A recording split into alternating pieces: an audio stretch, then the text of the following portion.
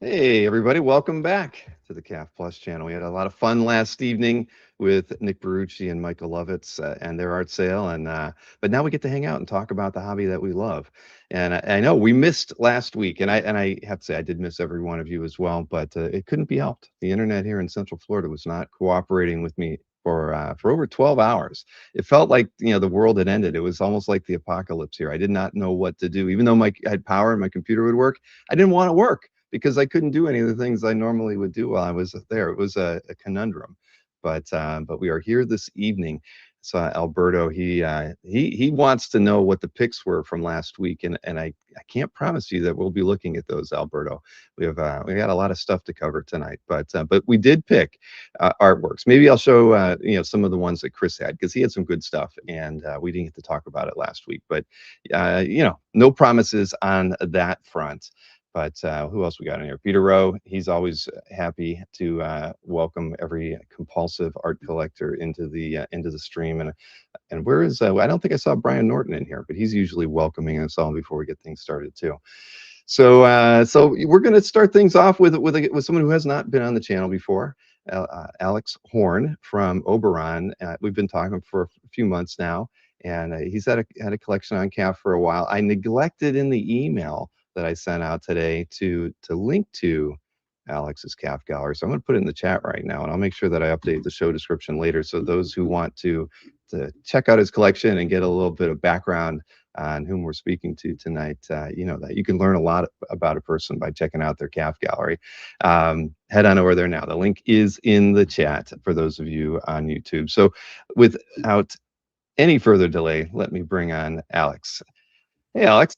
Hi Welcome. there. Yeah, great to be here, Bill. Really, it is. Thanks for showing everybody the CAF gallery as well. And like you say, really the measure of the man and the measure of the collector is there for everybody to see. Well, I'm looking at it right now, and you have not updated it in almost a year. And I can't imagine that. Have you honestly not collected any artwork in a year, or have you been so busy that you've been not able to update your CAF gallery in that time? A little bit of both. Yeah.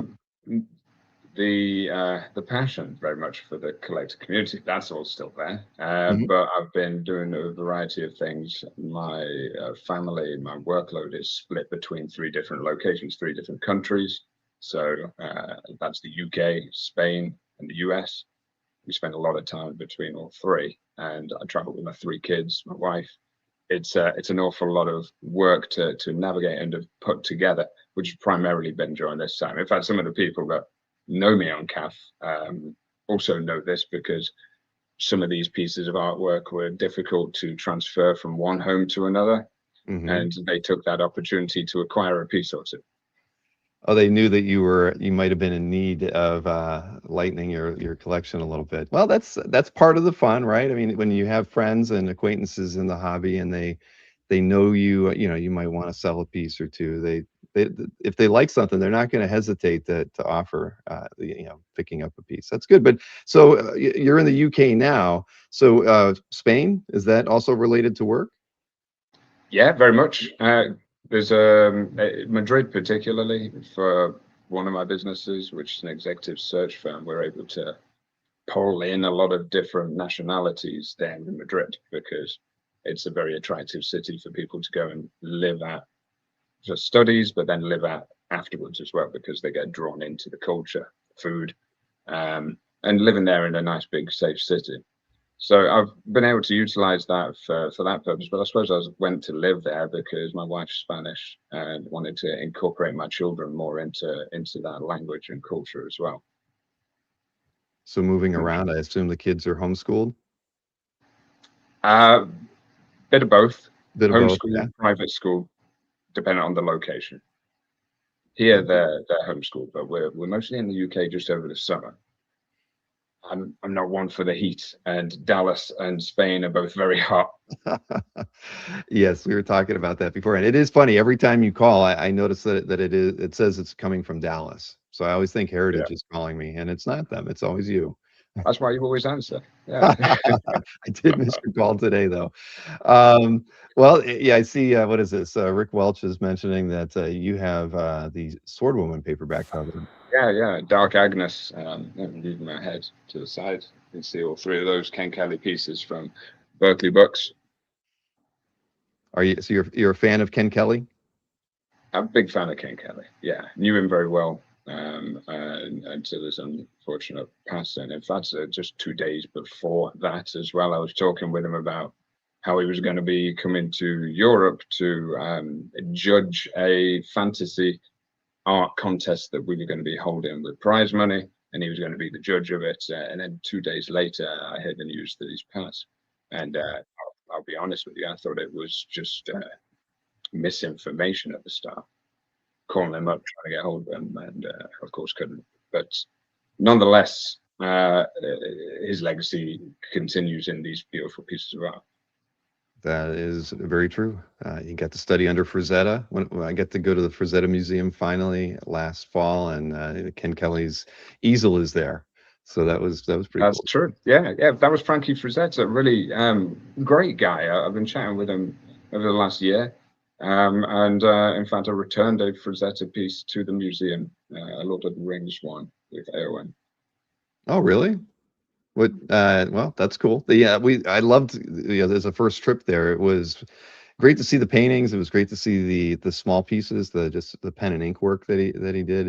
I thought the museum did a very good job of, displaying all facets of Frazetta's skill set. Right. I mean, Yeah.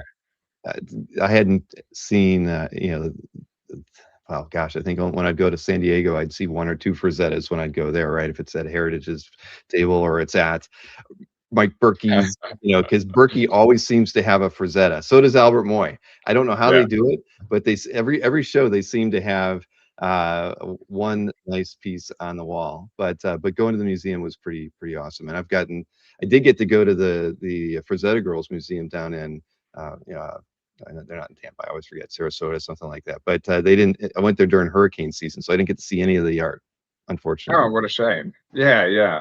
They packed it all away during during that time period. You can't blame them for that neither, but No. at the same time, it's a shame for your business. You'll get there another time, though, I'm sure. Exactly. It's kind of how I feel about OAX. We were meant to be meeting up there, and then not due to hurricane or anything of that nature, but unfortunately something to do with the kids. I had to get them back out and back to Europe rather than coming back to see you guys. I went from Vegas straight back. I remember that. Well, I mean, have the kids been to Orlando? No, but I know they'll like it. That was another thing. that was part of the inspiration for putting the It was, yeah. Bring your family. There's plenty to do, and the parks are always fun. But someone here has mentioned the Kiss covers of Ken Kelly as well. That's just the other day I got one of the preliminary pieces of Destroyer that in fact he signed and gave to and I can't remember her name, unfortunately. Somebody will be able to say it. The lady that put together the costumes for Kiss. Oh wow, that's a nice gift. Yeah, and I bought that from her. My goodness, wow, that's awesome. I like Ken Kelly's work a lot. I mean, it was very unique style. You can always tell a Frazetta, you can always tell a Boris, but you can always tell a Ken Kelly as well. Just a very unique approach to his fantasy paintings, and pretty prolific in different ways with paperback covers and and other forms of illustration, like the Kiss. Really, yeah. So you mentioned Boris there, Boris Viejo. He I think, if I remember right, that was one of the first pieces of original artwork, certainly painted artwork, that I had purchased. I'm a big fan of movies, and I remember in Dodgeball seeing Ben Stiller's face on with him holding the bull by the horns, and right, going, that really happened. And so when the opportunity came to acquire the real piece that Boris Viejo did, that was straight in the collection. Oh, I did not know you had Boris. I'm looking right now in your calf gallery. So yeah, you have some Boris pieces. You have even have a Dorian Vallejo too. Yeah, a couple. I think five, Oh, did perhaps. it? I just saw the Uh, name. I didn't even click on it yet, but I love Dorian's work as Savage well. Sword of Conan covers his finest work, in my opinion. Really, um, as the later the run became, he's the standout artist. Apart from, of course, Elmer Wren, that just continued to be high caliber. From Hmm. I think it was either 14 or 16 when he did his first cover, all the way through. Wow. Yeah, no, those Savage Sword covers are beautiful. Congratulations. Those are phenomenal. See, I know yeah. Well, the link's in the chat. I could let me throw it in there one more time for those coming in late so that they can see it as well. But give us a little bit of background about you before we talk about Oberon. I mean, when did you get started collecting original art? And we know where you're at right now with with moving around and everything, but what kind of got you started? Got started, I think, watching movies, and movie poster artwork, playing video games. I was brought up in an era where these things had just really become far more dominant, and reading books, all different types of storytelling that I would thoroughly enjoy. And I think, coming from a more modest background, the things that you had, you played over and over, or you watched over and over, and you became, I don't want to use the word obsessed with these things, but you become really well ingrained into these worlds. Hence the name that I've got there, on CAF, Tristram Portal. This comes from a game, Diablo, which I'm sure a lot of the guys have played or seen. It's a Blizzard game, and they've gone from Hmm. 1, 2, 3, 4. 4's not as good as 2. Um, and and so you become, you become well accustomed with beautiful artwork, from Dungeons and Dragons to movie poster art, Warhammer, which was huge here in the UK, and comics. I personally didn't realize that the original artwork was really something to consider as a purchase. We could barely afford the actual games themselves, or Hmm. the books, or the comics. However, I have a business that's an executive search firm, and it's gone very well. And so 15 years ago, when we set that up, and it went from strength to strength, me and my brother, then we had the funds to really follow a passion, follow what we enjoyed from the past, either for nostalgic reasons or just for the purpose of, the community and the people that you would meet, the people that you would speak to, and sharing in their passions. Yeah, no, that's well, that's good. You hit a point where you could actually afford the pieces that you ended up collecting because some of these pieces, they're harder to find, right? Painted artwork, by and large, isn't as easy to come across as a comic book or even comic strips. I mean, heck, I think it's easier to find a editorial cartoon than it is to find a very nice Vallejo piece, or like Kezra mentioned, he skipped over everything in your gallery to check out the Arthur Rackham pieces. So it's true, I think I have a these couple of pieces others. they're getting easier to find, but certainly 15 years ago, still it was pretty hard to kind of you know find out where these pieces were. CAF wasn't heavily used for narrative art, illustration art, painted artwork. I encouraged it because I love it too, but it's taken a while for it to kind of take hold. So that's great. So Well, your encouragement has snowballed it without a shadow of a doubt, and I got to thank you for that, because beforehand, although we were making purchases, they were few and far between, because even having the opportunity to acquire some of this artwork was really challenging. Certainly relied on auction houses back then and what they would say and what they would do to be able to take pieces on. But I think I was lucky with some of the connections and friends that I would make within mhm. it. Um, and then when you speak to these people, they point you in the right direction. They give you great advice, and it's that sense of community that I think is one of the biggest and best cornerstones of all collectibles as a whole. But firsthand, I experienced it more than anything else within original art. Well, you've made some new friends tonight. Yeah, it's funny, I'll be on CAF and there'll be a gallery I haven't seen in a couple of years. I mean, after 23 years, that sort of happens. But now that I remember which CAF gallery is yours, it's funny. It's like you see it and you don't, and if you're not updating it regularly, some pieces get lost.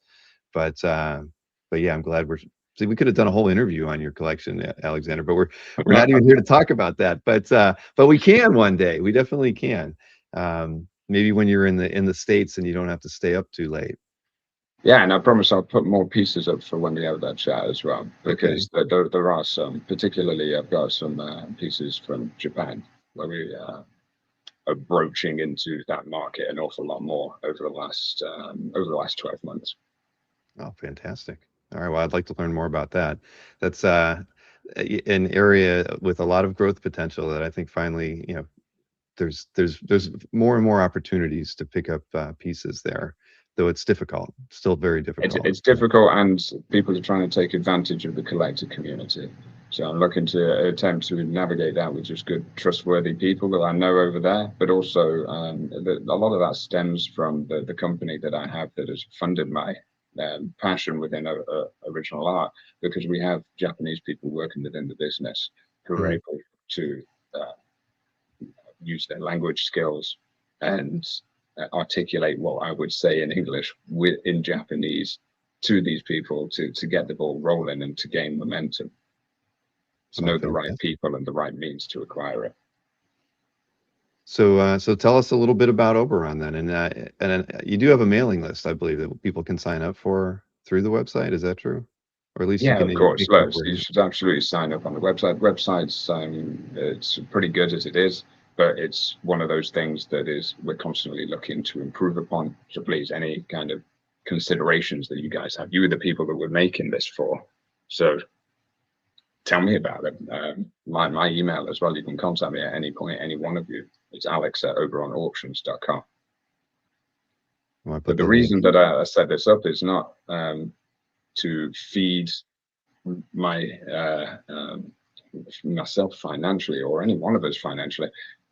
I had a myriad of experiences in collecting as a whole that I wasn't too pleased with, and just things that had occurred and happened at auction houses and also other means that let me think that we all deserved a little bit more and a better platform for some of these particular topics, whether it be the tireless amount of time that we can take to identify things somewhere, whether it's even just basic information as to what things have sold for different platforms. I want to collate all of that into one place from all different sources. And I want to have a place where when people can sign things, it's properly catalogued, that the audience is right and global, and that it's a greater sense of community in how you come to bid. And also the people that are going to be successful in the purchases of pieces, that they are heard from people that understand being a collector, not just being auctioneers. It's very different. Being auctioneers, there's always financial, commercial elements to it that interfere with the enjoyment, and it can be from paying for the item in a currency that is not the currency of that location, and then you have to pay exchange fees. Well, why, when they have entities there, or why when they also need other types of currencies anyway? It's just a means, again, as to pay more, to be more, to have more advantage taken of us because of our passion for this community, for collecting, for these pieces. And I want to have at least an option, something that's different, and will make an impact into this original art network. And it doesn't seem too challenging to at least offer that as an alternative. Now, it was challenging to do so as an individual, just one person that also runs another business with 12 offices globally. However, I'm just able instead to utilize the base that I have there to have taken a great platform in Oberon Auctions and make it now global. So when I first met these guys that I'm working with and I bought into Oberon Auctions, this was me buying what they specialize in, what they collect, and buying in as well to this exact same purpose of running a business that they have. This is not my original idea as such. It's been formed through the creation with these guys. They are really great auctioneers, which I appreciate for having a knowledge of the market and being able to organize that particularly well. But also, they're just good people with the right intentions. And they're collectors first and foremost that understand what it means to put things forward in into a consignment, what it means to buy things and the enjoyment that you can come from that and can come from the sharing of that throughout the community. So we're building this platform with the right intentions, one that whereby everybody that's listening here, and furthermore that network, you should be the beneficiaries. Mm-hmm. So what's the history? How long have they been in business, or were they doing auctions prior to you coming into the? Yeah. 2 years beforehand. That they were at another auction house, one auction house, a couple of those for 30, 25 years. So they've got a lot of experience. A lot of experience, yeah, That's an awful good. lot of experience. But when it comes to business and being able to build out that business, it needed cash, which I injected into it, and it needed platform, which I was able to offer through the business that I have, but also the connections that I have. We have now the US, West Palm Beach, Florida, got Madrid, Spain, and we have the UK in Leeds. These are our 3 current locations. And when, for instance, we have our first art auction, which is in September the 30th, we're going to be able to hold live auctions at each of those locations. So although it's an online auction to the day, on the day, people will be able to attend either one of these sites and bid live, enjoy hors d'oeuvres and have a drink and get together. Of course, different time periods, but it'll be midday in Florida and evening in the UK and Spain. That is the challenge with a global platform, to find the right starting time for those kinds of auctions. But no, it sounds like a great approach, definitely. And I checked out the auction platform and services that you use, and I don't know, because I was like reading, researching that kind of stuff, and Nice. it seemed really solid. So with a lot of big players, utilizing the same thing, so it's got to be a very good platform to work from. So congratulations on that. And it can't be an easy decision, because I know there's a lot of different services out there that you can, work with. But yeah, that one looks very very intriguing.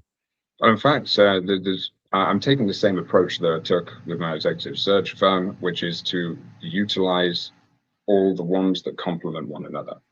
So everything from Invaluable, Live Auctioneers, Sale Room, Lotissimo, that give you a great presence and audience across the United States as well as all of Europe.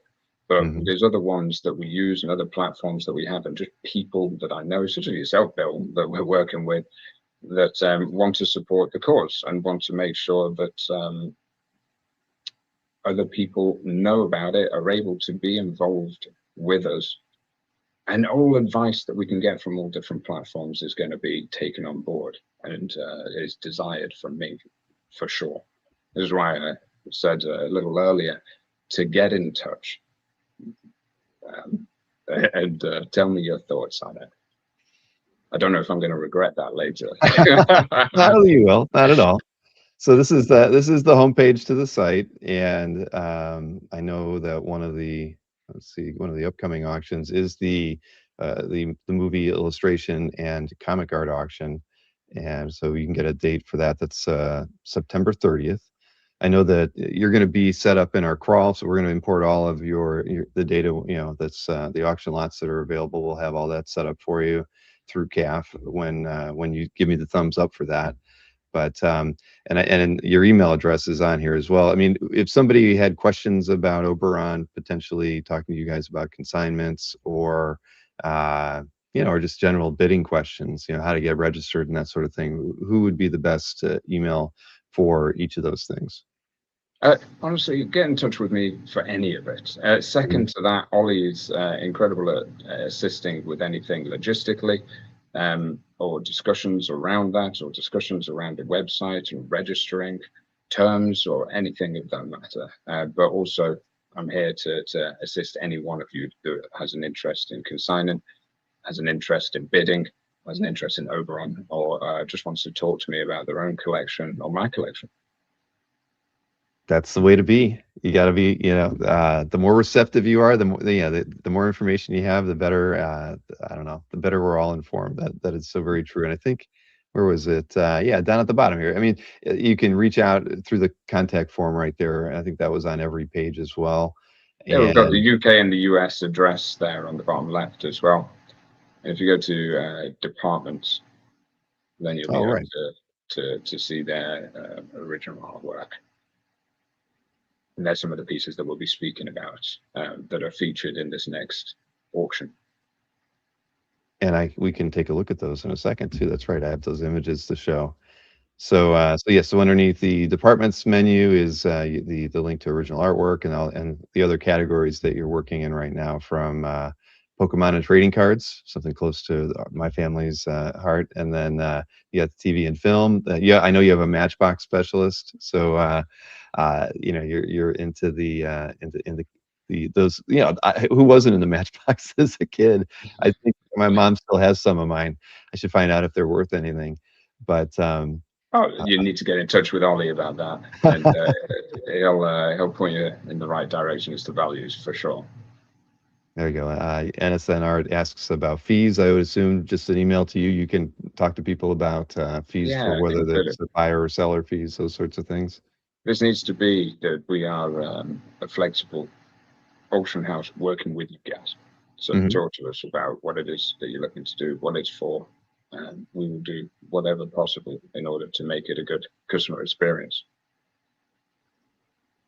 Well, here, let's take a look at some of these, because you sent me 6 slides or images for lots that are going to be in the upcoming auction, and I know that these were part of that graphic that we looked at. And it's interesting; every one of them has a monster in it, one way or another. Whether it's Godzilla or something. A griffin's not a monster. Well, it's a beast.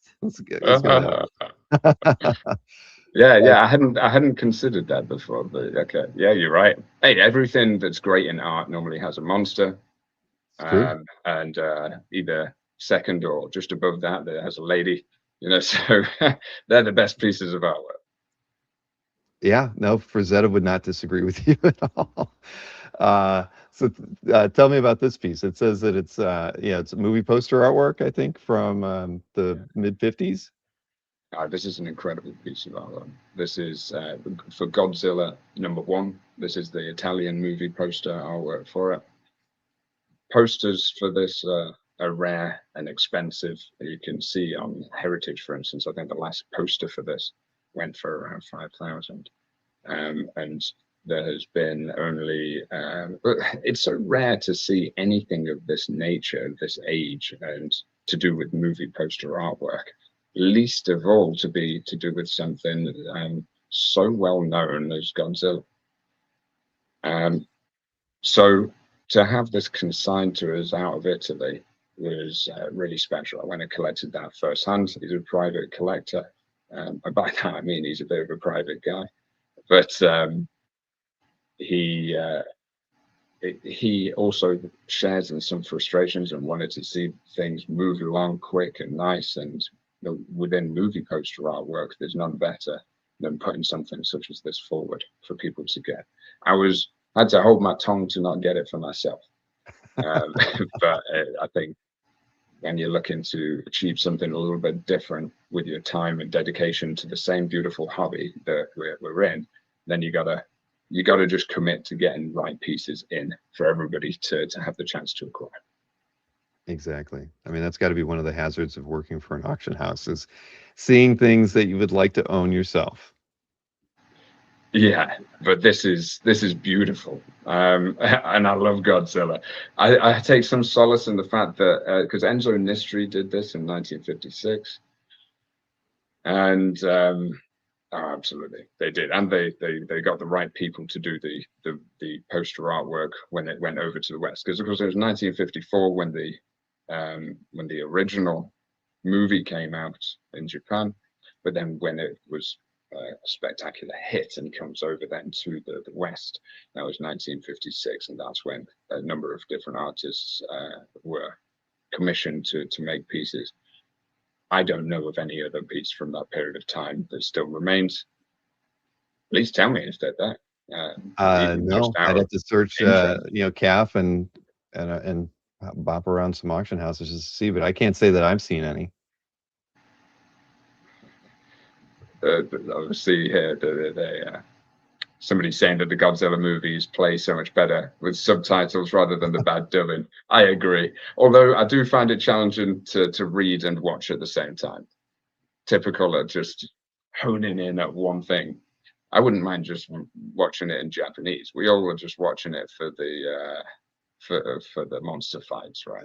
Exactly, or stomping down a city street and, stepping on electrical wires and, yeah. Breaking it all up, yeah. I was glued to the TV set every Saturday morning when, they were showing off the monster movies. So, no, I'm with you. I love this stuff. So, no, this is beautiful. It's awesome to be able to see, and, I mean, when will the previews like this be live on the site? Is that something that's gonna happen later in the summer, early September, before how many weeks before the auction? It'll happen in September. So that's when Okay. they'll be up for bidding. You can bid online, and then wherever they get up to is where it will then start from come auction day. Excellent. You stuck the two Godzillas together. Yeah, well, it goes alphabetically, when you throw it. Well, that's why I order all of my folders on the computer alphabetically. So yes, we have an Art Adams Godzilla as well. Yeah. So this was the color special. And I think this is the most beautiful depiction of Godzilla that Arthur Adams has ever done. And he's been prolific with Godzilla and also incredible. But look at it. I don't know anybody that's been able to show him just coming out of water in such a manner that looks so menacing, and the lighting and everything that Arthur Adams with any piece creates with just ink is sensational. Title page, I think it's page 3, right, of the color special. Yes, you are right. Page 3. Yeah, it's awesome. Art really does great with Godzilla, that's for sure. And I know, there are a few other, I don't know, there's a few other artists that I think are out there today that can sort of get associated with Godzilla, but Art Adams really, if I was to pick a favorite, it would probably be Art these days.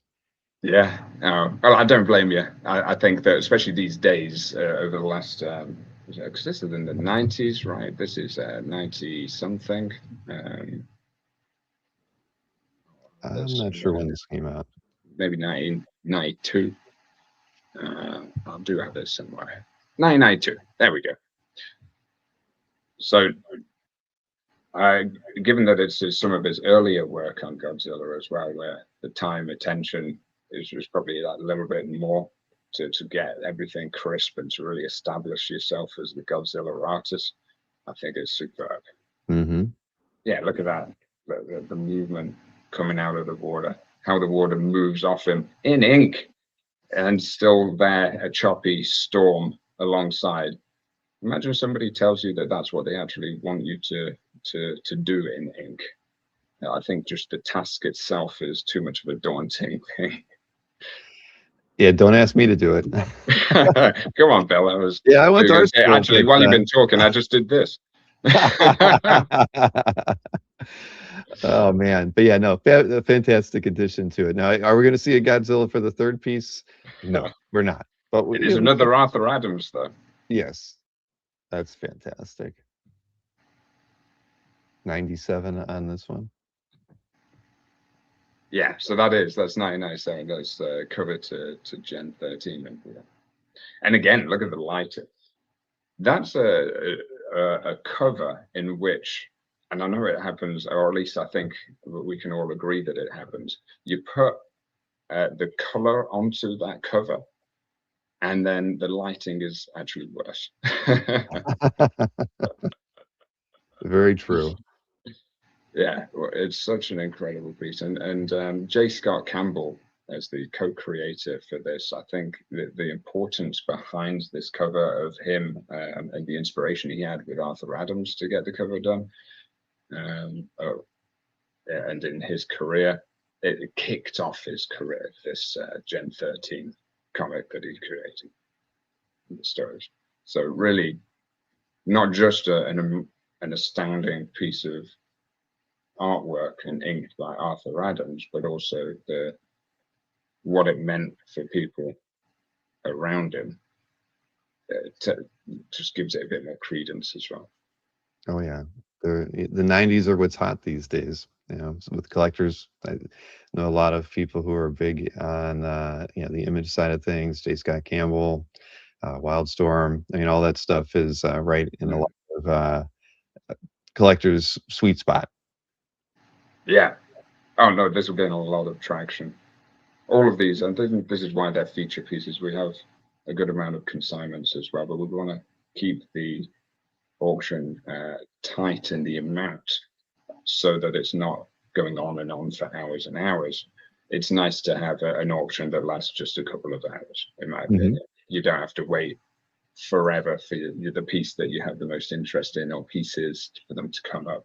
Rather, proper descriptions on a select amount of pieces. I agree. There's a lot of auctions these days, and trying to stay focused on on them is difficult. So I think this vest is very nice. Yeah. This vest is very nice. And, I don't know which monster's best so far.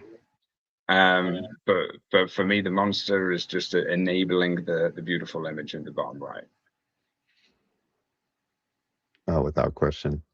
Yeah, Vess is awesome. We got to see him at Heroes, so I always visit his table, check out what he's got. I mean, he's just an incredibly talented gentleman, and didn't do enough work in the Marvel universe, in my opinion, as a Marvel fan. But yeah, this is a gorgeous piece. No, he didn't. As you rightly pointed out, I mean, this is 86. This piece as well, 1986. So it's not only did he not do a lot, he hasn't done a lot for a long time. Yeah, and Dave Kopecki. See, as soon as we mention Gen 13, Dave shows up. He's a big fan. So, Yeah. Yeah. Whenever I think of 90s artwork, Dave Kopecki's image comes to mind immediately. But he's just one of many. He knows that. He has a lot of competition for it. But yeah, that's great, Vess. And oh, look at that. That's amazing. So Keith Parkinson on this one. Keith Parkinson, yeah, and it was so prolific considering the amount of time that he was actually around and able to put and deliver upon such outstanding pieces of artwork. And for me, growing up, some of his art was the most prominent in posters, in video art, in Dungeons and Dragons, in fantasy artwork as a whole than any other, realistically. In the same year that he did this, he did the Last Stand as well, and it's a very similar type of concept. The Last Stand for Diablo 2, and this is for Summoner, and it is absolutely incredible. I don't know if anybody's played Summoner. It's quite a popular game, so it's highly likely that a good amount of you guys also played it as well. It was a very good game, and this was the poster, but also the video CD cover artwork. It was used when playing the game, when you'd log into it. What's the science on this? Dan Goodwin wanted to know what the scale of the piece is. Someone was a bad game says, well, look, it's a bad game now. There's Hey, and also Newell is a man of many opinions. That just seems to get better with age. Yeah, sure.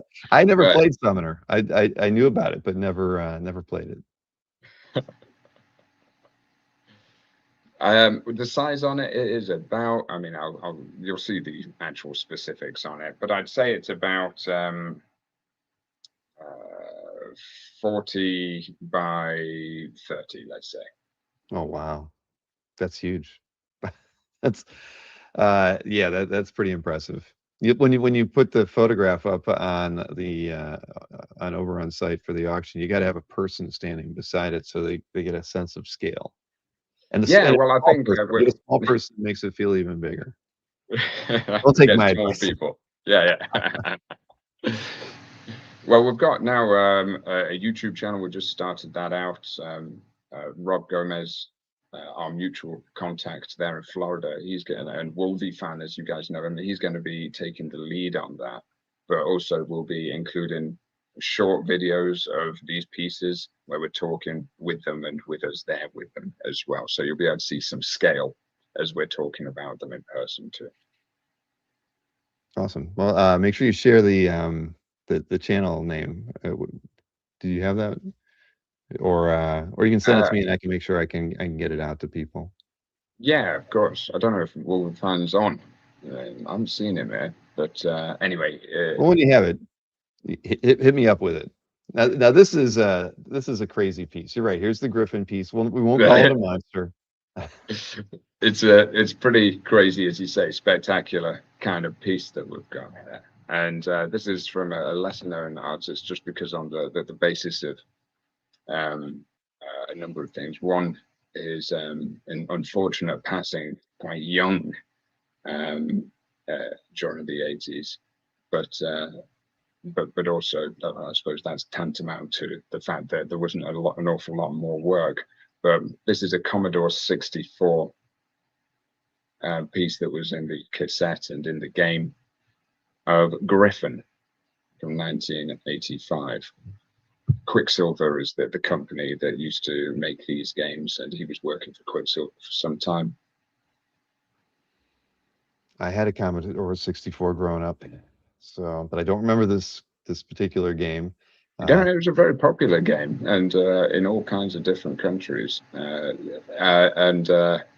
I'm not going to say it's a good game because then somebody's going to slate it in the comments again, like with Summoner. Well, I don't think Newell was around when. Yeah, well, who knows? I don't know how old Newell is. He's a little younger than I am. He might not have had a Commodore 64, but that was a fun time getting Commodore 64. It was a fun time. All of those, if you got the Sega, if you got an Amiga, they were fun times when games wouldn't take over your life, but rather would be something that would blow your mind because it's so different from everything else that you had before. Right. Should really bring up the Griffin that's actually in the game. It doesn't look anything like that detailed, but still, as far as artwork from that period of time is going, this is really skilled, really beautiful, and in person, really quite striking as well. And there's going to have a big following. Well, it's a very cool piece. CJ wanted to know, is it airbrushed? It certainly looks like parts of it are airbrushed. Yeah, partially airbrushed, and I think the remainder is acrylic. Well, anything from this era gaming related is I'm happy to see, because there's certainly not enough gaming artwork out there. So if you get a lead on that, I mean, we'll be very happy to see more and more gaming artwork from. Definitely. This is why we're focusing on original art as a whole and splitting that into movie poster artwork or movie related artwork, video game artwork, comic art, and illustrative fantasy art. Each one of those are really defined with very specific collectors in each, but I know an awful lot of people now, and I don't know whether it's a lot thanks of that, of a lot of the thanks of that goes towards the kind of platform of CAF, but you get these people speaking a lot together, and and communicating the pleasures that they have and the passions that they have in their particular part of original art. And now you see these crossovers. I know that I'm certainly one of these people. Absolutely. No, I love it. And well, so we'll be looking forward to seeing, everybody being able to go to the site, see larger scans of these, and the auction starts in September. I know we'll be running some press for you in the lead up to that. Yeah, absolutely. I think, yeah, no, this is exciting. I mean, I'm looking forward to seeing more of the stuff that you pull together. But Steve Mussolino said you find the art from the Myst video game. That would make him happy. Oh, it's funny that people are saying this, because this is another thing that I think is a huge added value that we can bring as a platform, rather than just auction house, as a platform to everybody in that's going to be working with us, is the identification of artwork out there. We spend a lot of time looking for key pieces, desired things that are going to add value and make an impact to our collections.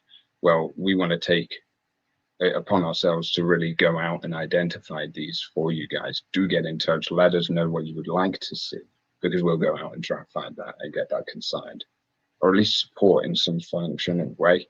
This is what I do. This is what my business has done for the last 15 years, is finding people and certain skill sets for high impact positions within engineering firms. It's a similar type of methodology that we're just bringing into Oberon, finding you the pieces that are going to bring you the most pleasure and that you'd really want to have.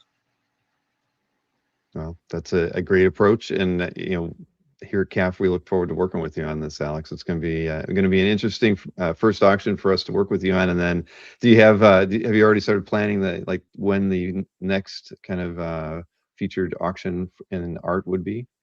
Yeah, that would be at the end of February. End of February. Okay. Well, right before OAX, so you can get this large amount of work done, and then you can relax at OAX in March next year. Well, we're going to be myself, Rob particularly, and I see here he's just putting on our YouTube channel. He's putting that onto the comments. So he's going to be going out, and we'll be having stands at a number of these conventions, Dragon Con, for instance, and perhaps OAX, Collector Summit, and a lot of these different places where we're going to be present, and they're able to talk to you guys firsthand. That's awesome. I'm looking forward to it. So, all right. Well, I mean, whenever we can do a little bit more previewing of the pieces, or you share some more pieces up on the website, let me know, because I can get that out in like our daily mail, and let everybody know that they can see some of the more pieces that are going to be a part of the auction. And again, your email address is alex@oberonauctions.com, correct? That's right. Yeah. Thanks, Ben. All right.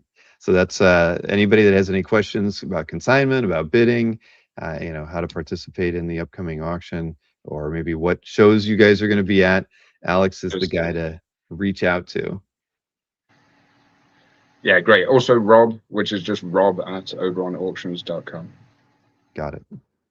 All right. Well, Alex, I hate to run, but I got another segment or two to do here tonight. But it was a pleasure meeting you. I'm glad we got. I went over your time, didn't I? Well, you gave me more time because your internet wasn't working last time, so you felt bad. Yeah, that was a bit of a bummer. But yeah, no, I'm glad we were able to get this in, because I know it's after 2, it's almost 3 in the morning there. Yeah, that's okay. Yeah. It's all right. It's more the fact that I got no aircon, and we're having an unusually warm summer in the UK. That's why I'm here to escape the summer heat. And unfortunately, that's not quite been the case. But look, Bill, I really appreciate your time. Thanks for inviting me on.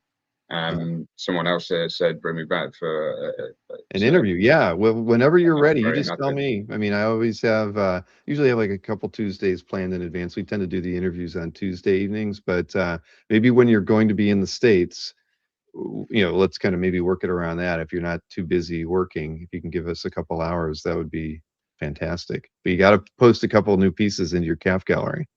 Yeah.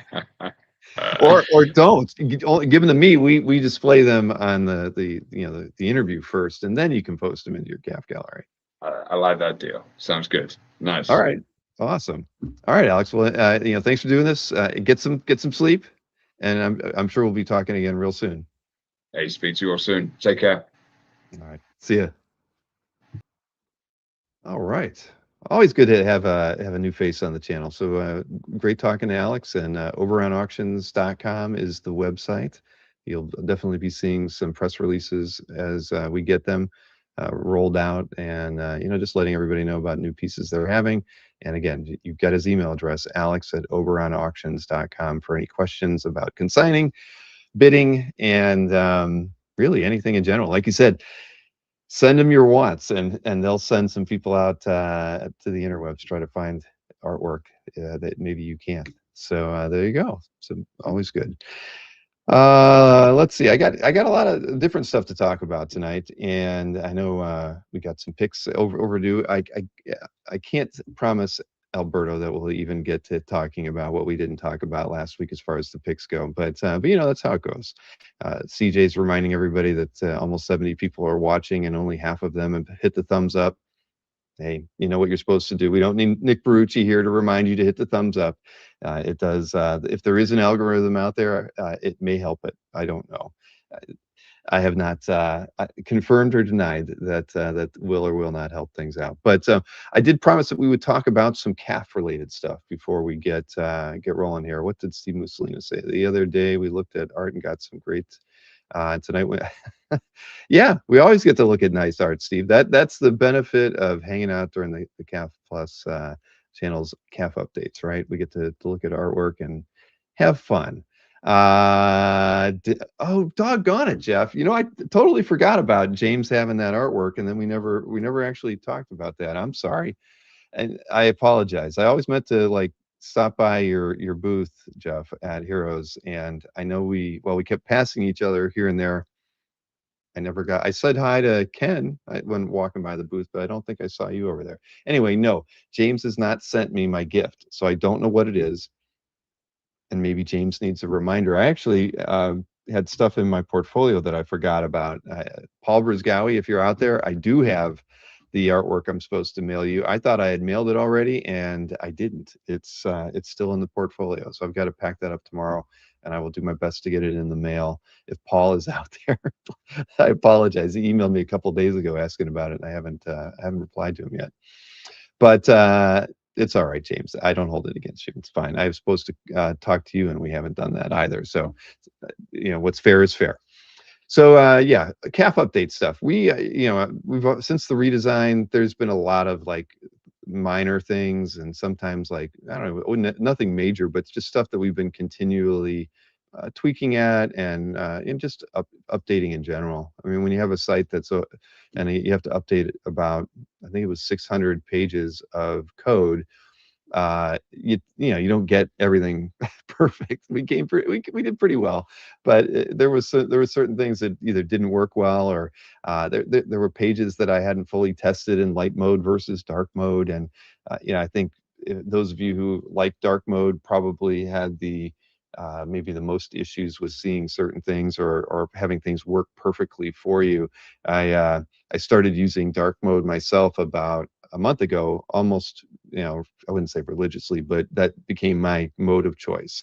And that's when I started noticing wow, that font isn't as dark as it needs to be. That background hover color, it makes it really hard to read the font when it changes, there were on this page. And so I think a couple weekends ago, we just started tackling. I had made a list for Ashton and Maureen, and I just said, here's the stuff to tackle. I know it's they're all small tasks, but when you add them all up, it was a fair amount of things just to go through and tweak.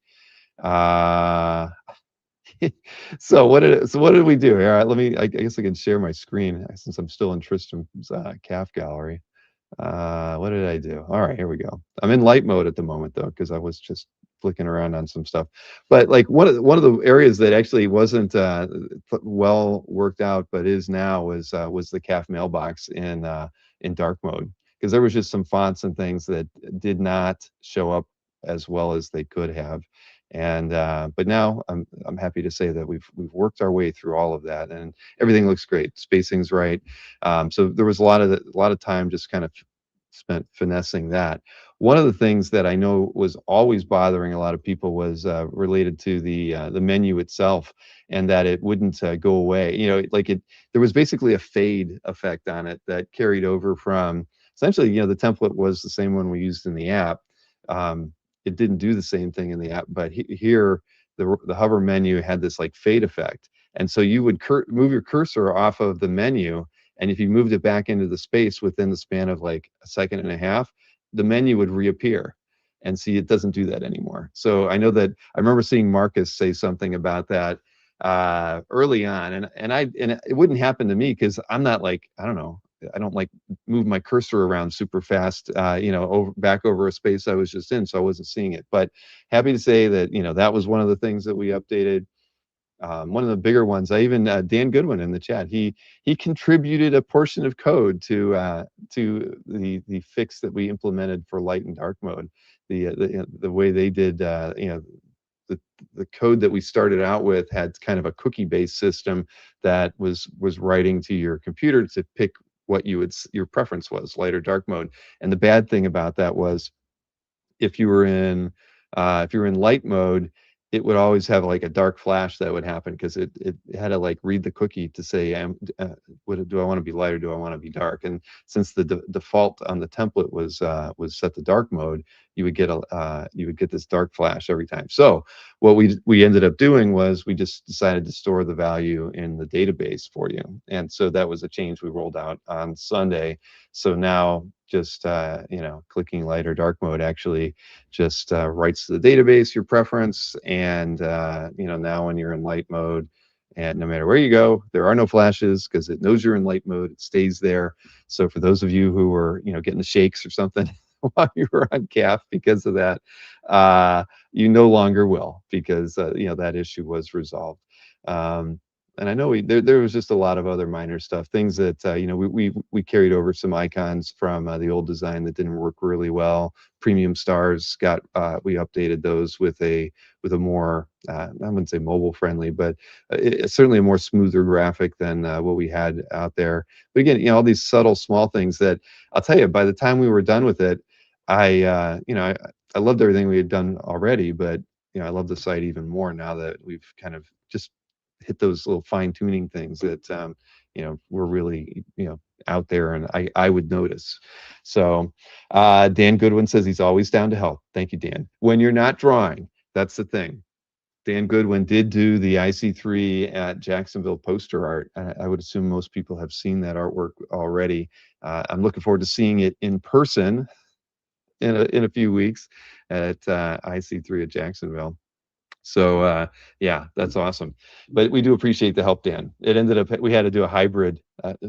We had to take like 3 different methods and kind of roll them into one to make it do exactly what we wanted, and we're very happy that it's all working right. Yes, Dan is a very competent coder. 3 weeks to Jacksonville. That is very true, Noel.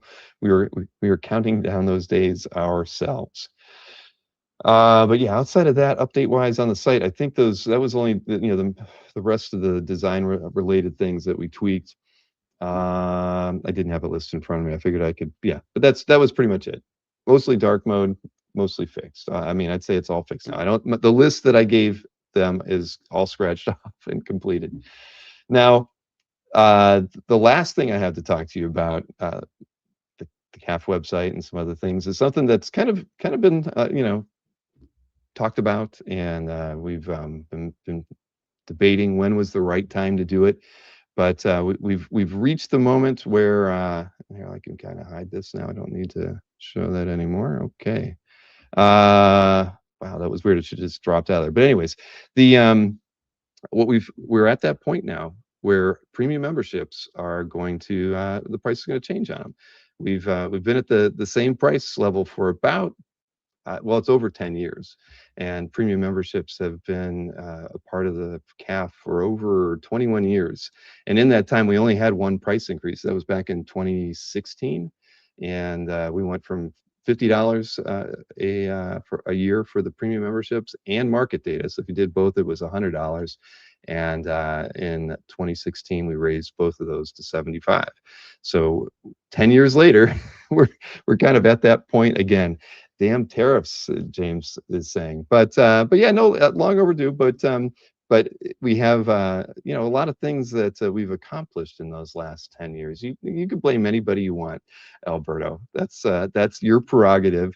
But really, you know, it came down to it's something we should have done more incrementally. I mean, come on, Netflix upgrades, you know, their services, and I mean, my gosh, they nickel and dime you. You know, I think you know, who knows? I don't even know what the upgrades prices are. But at any rate, 10 years is a long time. So it's not something you know, that is worth you know, saying it's not the right time to do it. But we wanted to kind of just review some of the stuff that you know, that's going to happen, because there are changes to this, and I think in a lot of them are benefits that I think a lot of you are going to be appreciative of. So I actually made a slideshow, nothing major, no moving graphics or anything, but the price for a premium membership is going to go from $75 a year to $120 a year, and that's a change is going to go into effect on July 19th, which happens to be I think both the World Cup and Kazra's birthday. So think of that as however you want, but that's the day it's going to happen. It's we're going to have the annual plan as we always have, but we're just going to make the 3-month plan a permanent fixture. That's something that we only rolled around during Cal, and it wasn't something that people could opt to do. But if they want that as an option, a lot of people want to get their feet wet and experiment with stuff. They will have that ability to do that. We have no plans to make a monthly subscription model at all. 3-month and annual will be the way to go. But the changes that we're going to have as part of that are those of you who've never seen or utilized the market data will have the market data be rolled into this. There'll no longer be a separate market data subscription. It's just all going to be one. So so the interesting thing is more than a quarter of the people who are premium subscribers are also market data subscribers, paying $150 a year right now. So this is actually a reduction in the cost of having both memberships at the same time. But those people who are you know, have an experience with it, you will now have access to all of our market data from both the auction houses and our dealer network. And the dealer network goes back over 20 years, because we've been building and hosting dealer websites for that length of time. And we have I think we have about, I can't remember the exact number, but I'm pretty sure it's over 100 and, gosh, what is the number? Probably like $190 million in dealer sales to, you know, are part of that 900 million. And yes, so that is what you got there. And with that change, we're also going to make some updates to ArtScout. We're going to increase the keyword count from 50 to 100. That'll match your CAF keywords. So those of you who like to have very fine-tuned keywords, now you can really go to town. You're going to have double the number of keywords that you had before. We basically have had it's a flurry of site crawl work, and so by the 19th, we'll have added 50 new, very prominent sites to the sites that we already have crawled as well. And, you know, at the end of the day, ArtScout, you know, has made a lot of advancements in the last year. But, you know, the biggest advantage ArtScout has over any other service that's out there is the fact that because we host over 30 art dealer websites, you know, we have all of their inventory in real time. So premium members are going to get, you know, they already had a huge advantage on this, but now that more people will have access to it, have access to more keywords, you know, you're gaining access to the dealer network that we've, you know, fostered for over 20 years. And I won't say whom, but we're in the middle of bringing on a very prominent dealer as well right now. And you know, they're really looking forward to using our platform. And no, it's not. They've had a site for a while, and it's not theartistchoice.com. But yeah, they've been around for a little while. Chuck Arnold says he'd pay us extra if we could scrape. You know, Comic Link just doesn't want us to, Chuck. I wish they would let, you know, because it's, you know, we do ask permission when we do that sort of thing. and Josh doesn't want to share the data yet. It's unfortunate, but we are. I honestly, it's like every 2 years I ask him, and I always get the same answer: no.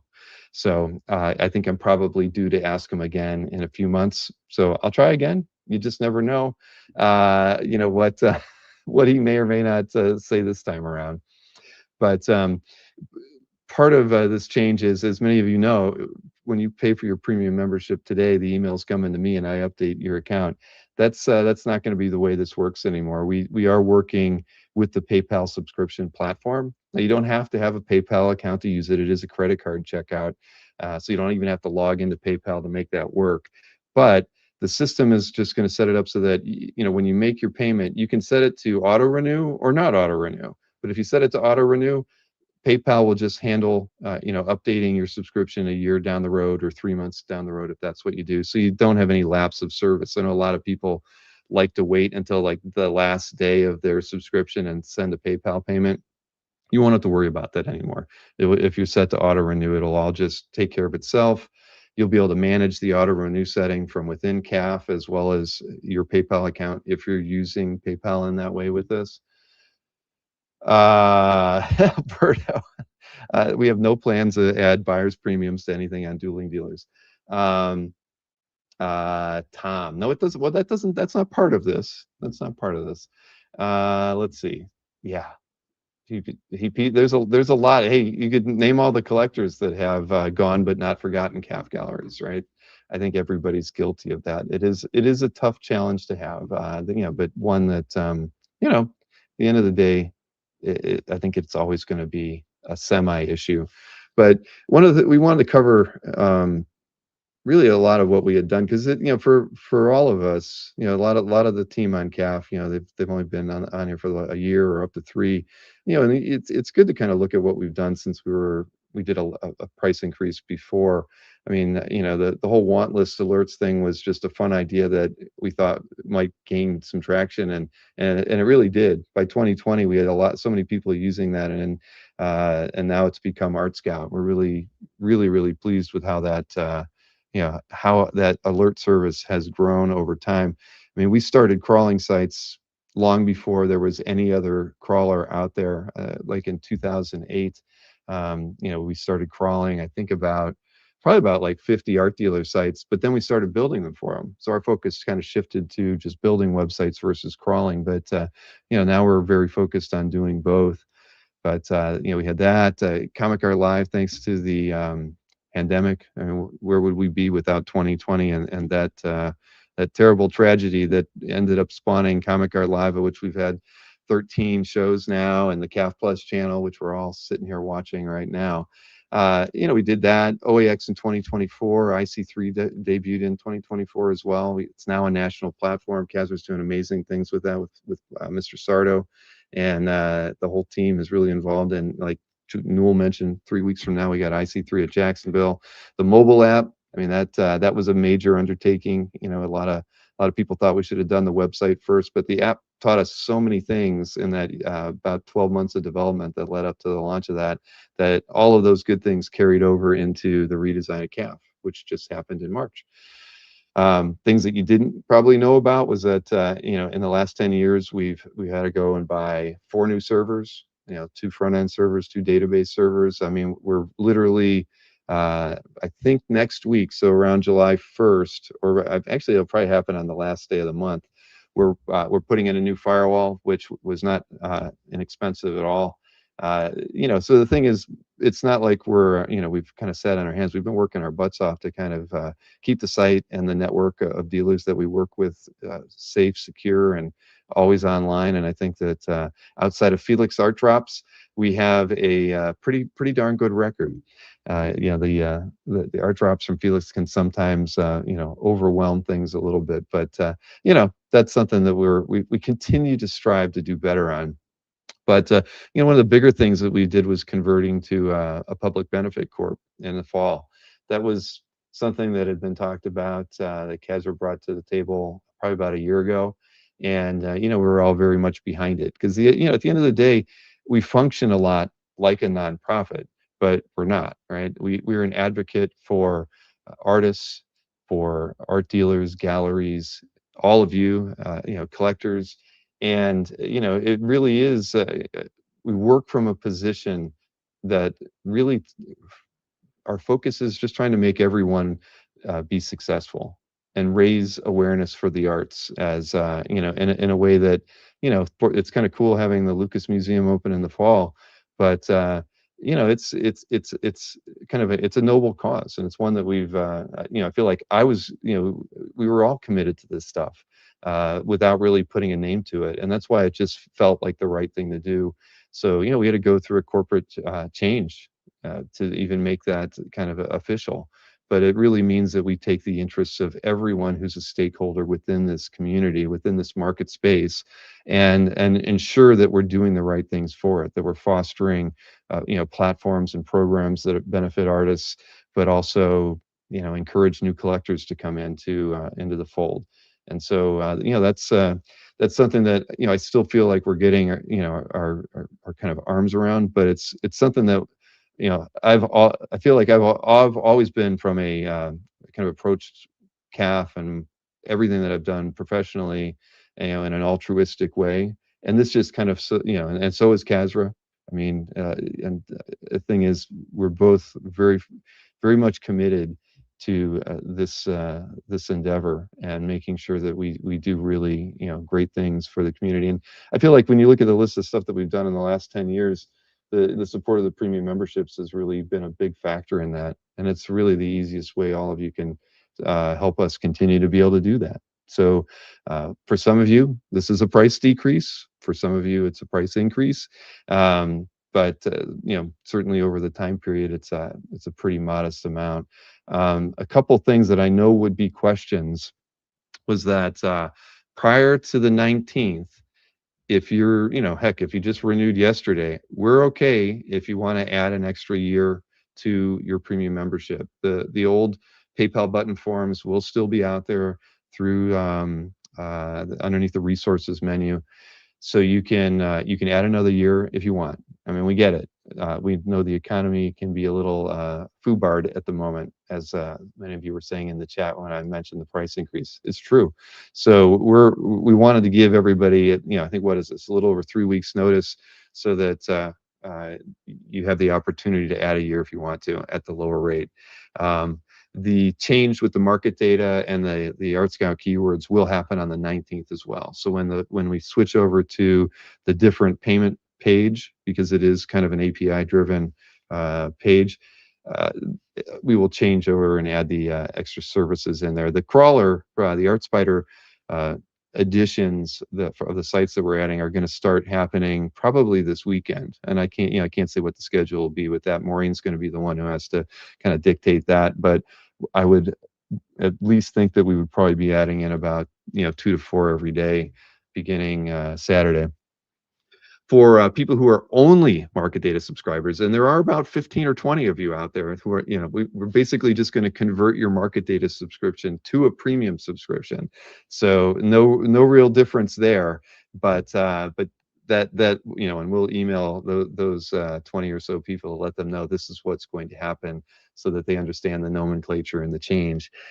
If you are both a premium member and a market data subscriber today, essentially what we're going to do is take the premium, or what's the balance that's on your, say if you have 6 months of each, essentially we're going to make it then a year of premium membership for you. So we're going to take what was left on the market data subscription and time wise, and add it to the current expiration of your premium membership. So even though you have both, it's going to extend your time. That won't happen until the 19th either, but you can do the math. I mean, if you're a month out and you're both a premium member and a market data subscriber, you can basically go out and you'll know that you'll have 2 months when it's over. So just kind of keep that in mind, because again, there are a fair number of people who do both, and we weren't trying to take anything away from that. I mean, we've tried to think it through. But if you feel like I'm missing something, let me know. But I think that that kind of covers everything and treats everybody fairly. But again, you want to get one more year in advance, even if that puts you at a year and 8 months. We're fine with that. You can do another. You can do a sub at 75 now. Let's see. What is Alberto asking? So if I renew premium membership and market data subscriber today, that means I get. Effectively, it's true. Yeah, if you were to if you were to renew, that is what would happen. I wasn't. We never. We didn't discuss the idea that people would renew their market data for an extra year. But yeah, I guess we should. I guess we need to fine tune that language. But the idea being that, yeah, if you're already at, if you were both a premium member and a market data subscriber, and you had 11 months on both of those, you would be 22 months out just by doing nothing, and you would be 34 months out if you added an extra 75 for another premium membership. So yeah, ideally, a lot of this stuff doesn't even take effect until that time to renew. Alberto is an expert at finding loopholes. I'm sure working at Apple has taught you that. But hey, maybe we should, if you think of any other ones that we should address, let us know. Let's see. Casper says CAF team members get free premium subs, so they're $45 richer today. Wow, that's a benefit I didn't even think about. But yeah, so there you have it. That's the long and the short of it. And all I can say is there's a lot. When you look at what we've done, and even this in the last 6 years, there's an equal amount of amazing things we're working on that aren't just focused on CAF. They are focused on some of the in-person shows and those sorts of things. But premium memberships really are an important part of our of the business. And if you want to support what we do and you believe in what we do, and I think we've done some pretty good things in the last 23 years, this helps us continue to do that.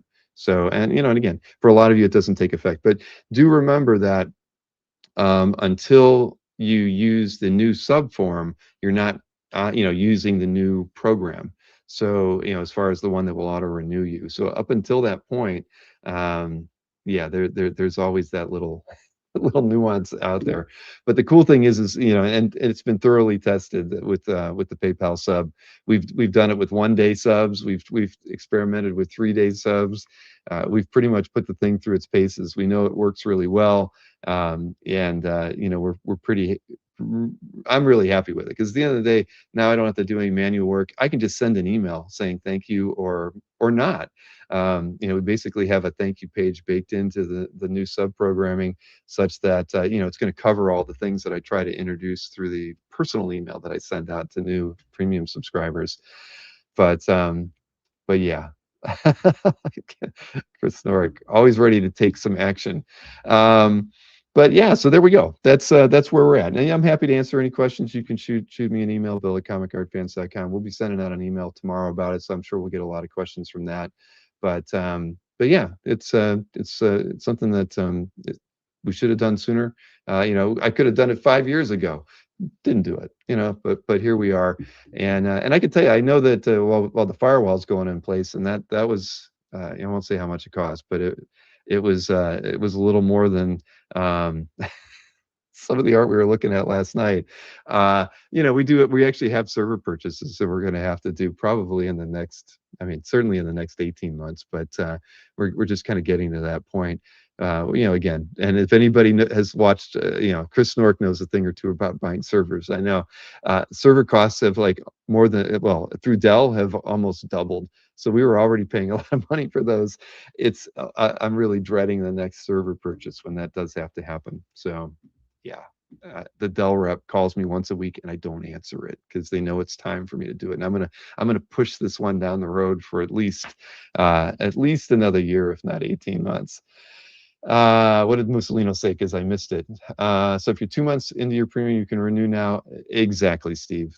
That's the idea. So again, this isn't, this you can push this thing out literally almost 2 years, depending on where you're at in your subscription cycle right now. And if you were a market data subscriber, it's just adding on time. So this is, and a big part of this, honestly, was just getting this to an automated state.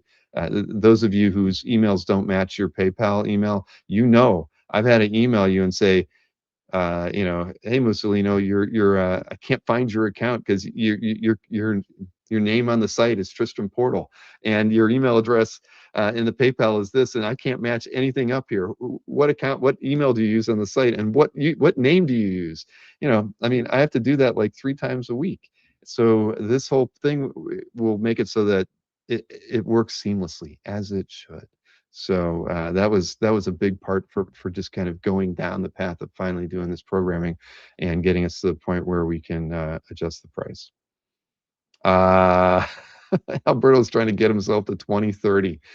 Yeah, Steve Mussolino says a ton of 8 terabit servers. Well, we could talk, Steve, because yeah, that's about what we're looking at. It's usually drive space issues that when you reach, because our servers are really solid. They're not taxed from a CPU and like RAM standpoint at all. I mean, my gosh, I overbought when I bought them. It's usually just drives, and drives are cheap, but CAF occupies a lot of space. It really does. And the more dealer sites we build on and add on to what we're doing, it's the drive space issue. And you can always buy new drives and slide and stripe them in. We have a RAID and all that, but because I'm not there and I can't do it. I mean, I can pay the colo to do it for me, but yeah, I think the next thing is going to be a server that's built to last us 10 years instead of we've been on like a 5-year cycle, and we upgraded SQL in 2020 and the IIS box in 2021. So you can see we've kind of pushed it to the 5-year. I think we can get another year and a half out of both. Yeah, James Siegel, ever the salesman, trying to give me some ideas. Anyway, so there we have that. On to other things, but email will go out tomorrow. Feel free to ask us any questions. We're happy to answer them. But yeah, let's talk about the schedule, because I don't think I got the whole month figured out, but I got a fair number of things in here. Oh, here we go. There's the slide. So we don't have any programming this weekend, but on Tuesday, Casra will be playing host to an IC3 at Jacksonville Marathon. I know we're going to have some of the team from First Coast will be on with that. I think we'll have some of the artists there. We've already had some artists on during Cal when we did the panels there, but that's going to be a fun hangout with a preview of the IC3 at Jacksonville show, which of course is on July 11th. And Casra and I will be there. Matt Sarda will be there, and obviously Newell will be there. I think we saw that. Dan Goodwin will be exhibiting there. So it's going to be definitely a fun show, and we're all looking forward to getting over to Jacksonville. Anthony's got a show next week on Wednesday, next CAF update. I know that Bob Layton's going to be coming on, but I think it's a few weeks from now. He's got, I forget what it was. He's got some big signing something going on, but it's more like mid-July. So Bob's got some time off.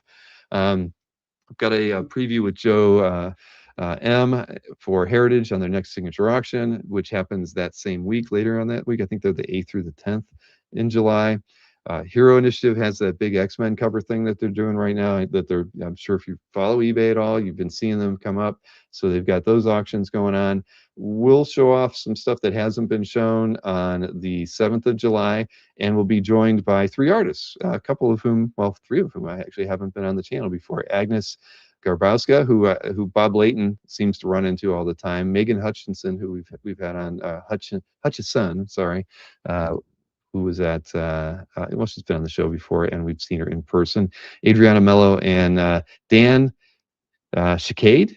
I probably butchered that, but they'll be on with me. And what we'll be doing is they'll be doing some remarks on some of those books, and we'll auction them off with the proceeds going to Hero. So it'll just be some fun hangout for like an hour and a half or something, and we'll watch them draw and raise a tiny bit of money for Hero and promote the X-Men covers that they've got going on. I think Jim told me that those auctions, the way they stagger them, will probably run into August. So it's going to be a bit of time where those will be coming out. After that, the new show of note is the 15th. I'll actually be unavailable that night, but we worked up a great show. Gwen is going to host the this match. It's going to be Jiggy and the Next Comic Art Crew against Matt DiTullio and Tatiana. And the theme for that show will be animation characters, animation art, and manga. So you can imagine that, the characters that will be drawn for that. Jiggy's going to be working with his team to put together 24 pieces for that. Matt DiTullio and Tatiana will, Matt actually showed me some of the stuff. It won't be all animation art, but he has actually, some pretty good cells, and we know he has a passion for manga. So I'm curious what more traditionally drawn pieces he'll bring. But so it'll be a mix of that, but it'll be fun. And Gwen is definitely kind of hyped for it. And I imagine she might even shoot some memes for it, something that I don't take the time to do anymore. But that'll be fun. And again, I'll be rooting for them from the sidelines, because I won't be able to watch that one directly. You never know. But either way, then San Diego's after that. Casper and I and Matt DiTullio will be there. I think both Casper and I will be there Thursday through Sunday. I could be wrong, but DiTullio is set up. The booth is labeled comicartfans.com, but it will actually be the DAC booth. And I think that's in aisle 4400. He'll be set up on an end cap right beside Ramita Man. So that's that. That's going to be, that's it. That carries us all the way through the end of July with a final Hakes auction preview, where we'll have Kelly on. We haven't seen Kelly in forever. But somebody else who missed last week with me, Mr. Chris Snork, is ready and raring to go, and I've already pulled him in, and you just can't see him. There he is. Here I am. Hey, Chris, how are you? I'm good. It was pretty relaxed tonight. It was okay to have a week off. That wasn't a bad thing. No, not at all. Actually, it was weird. My internet popped on at like 9:30. Of course. I thought, oh, maybe I should. And then within 5 minutes, it was out for another hour. Oh, wow. But I had this momentary like, oh, I could pop on and do something. And then it's like, no. But yeah. So anyways, so I'm glad you probably had an enjoyable Thursday, not doing, announcing any. I didn't do shit. I did nothing. Well, I see that you did do one thing, that the box that is no longer there over your left shoulder. I moved the box. Yeah, I had some people over to play Warhammer last week, and so I tidied up a little bit. Very good, very good. Steve Mussolino says for $120, I'll get a Starlink backup. Maybe, Starlink. There's a sign for Starlink on every street corner in Central Florida. It really is. Anyway, I actually had a picture I was going to show you. I know you didn't see you probably did. Well, you didn't watch it live anyway. The show we did with Albert and Dino and Dan. I was out for a work dinner, unfortunately, and it was killing me. I was trying to watch it on my phone. I was like, if something comes up that I need to claim, I'm not even signed in, and so I just turned it off. Well, I got a picture. Dino sent me a photograph. I guess he and Gabe Carino. Gabe picked up I think it was a Matt Bush painting, if I'm not mistaken. And they did the deal in a parking lot. And let's see, I think we can actually see it was the parking lot of a place called Choice Pet. So there you go. That's a safe place to do it in. Yeah, it looks like there's a coffee shop on the end, a mimosa shop. I don't know, but anyways, we know deals happen in parking lots all the time with OA. Yep. Now we have photographic proof that it did indeed happen. Yes, they do. I've actually done a deal in a parking lot myself. You did? I have not done one yet. It was a while ago. And I bought art off the street too. Man, you're built for that. If somebody's going to try to they're not going to take your money and run. They're going to take one look at you and say, I'm going to hand the art over. Yeah, they better. Hell, if I'm going to do it, I want your muscle beside me. I'm not going out anywhere without some kind of protection. Call me.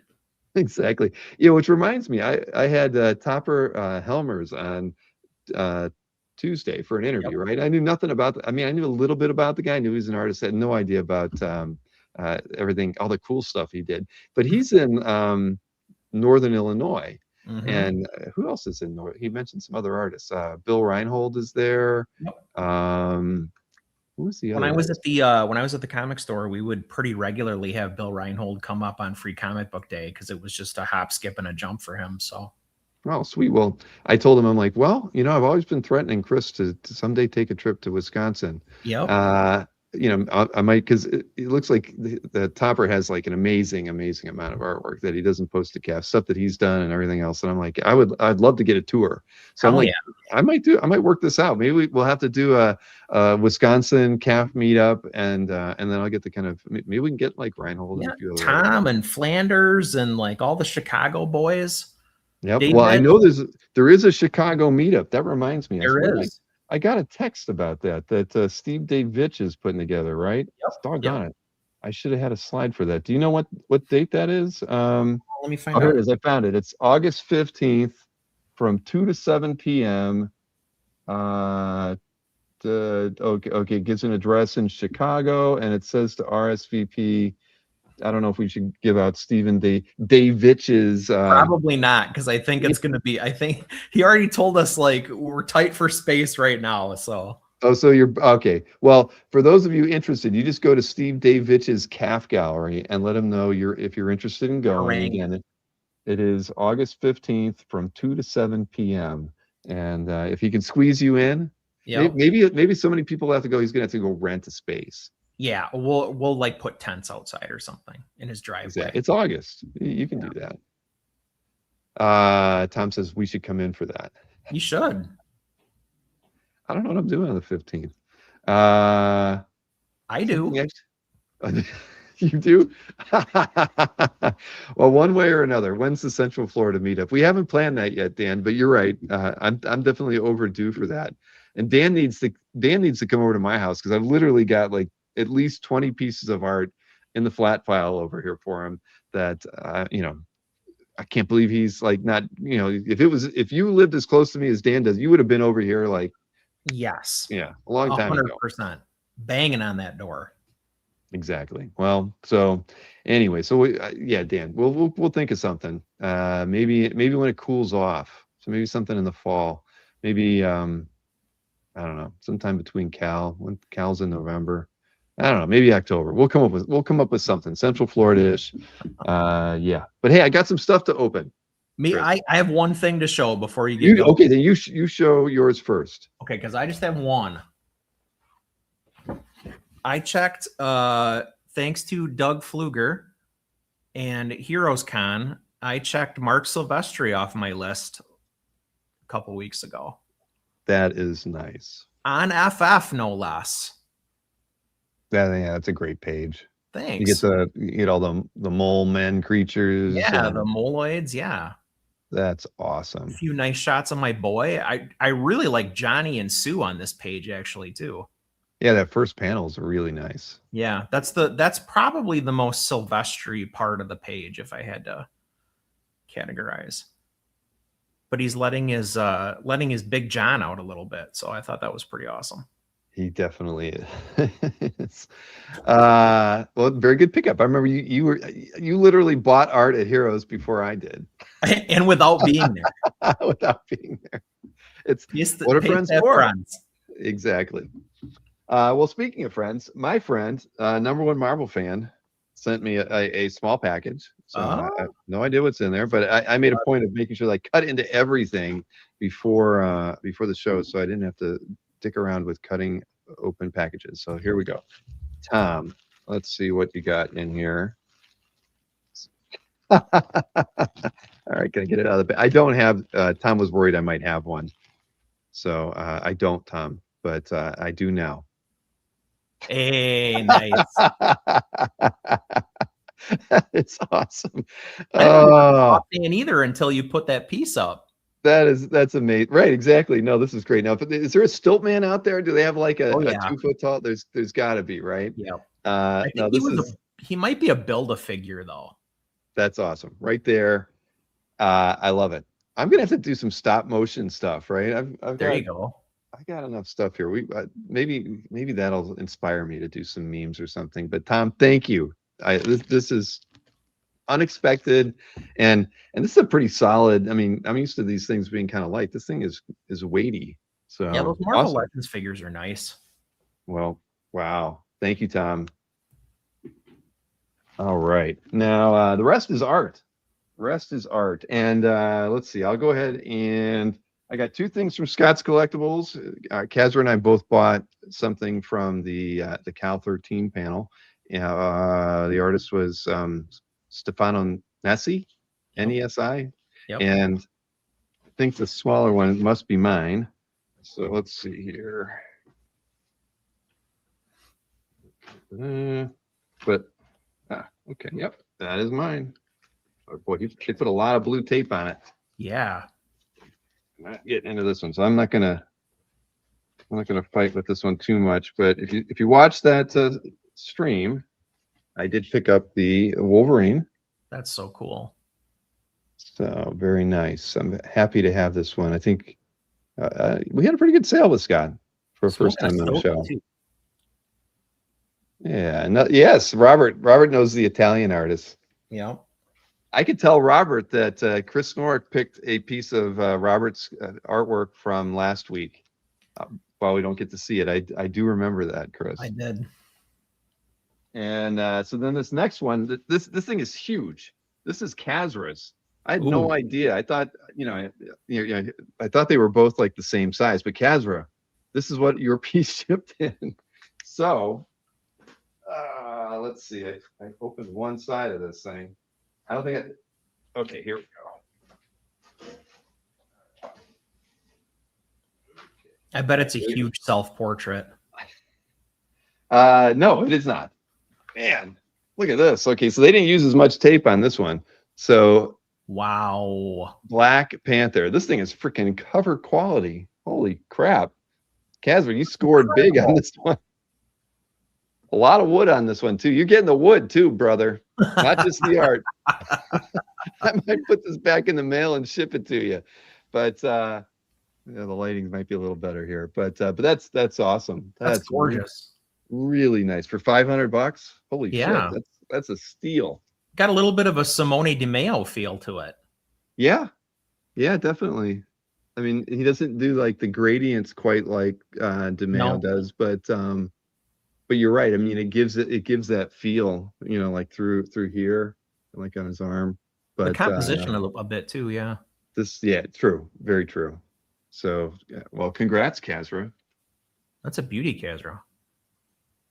Now, my next two are Heritage wins. Two. Oh.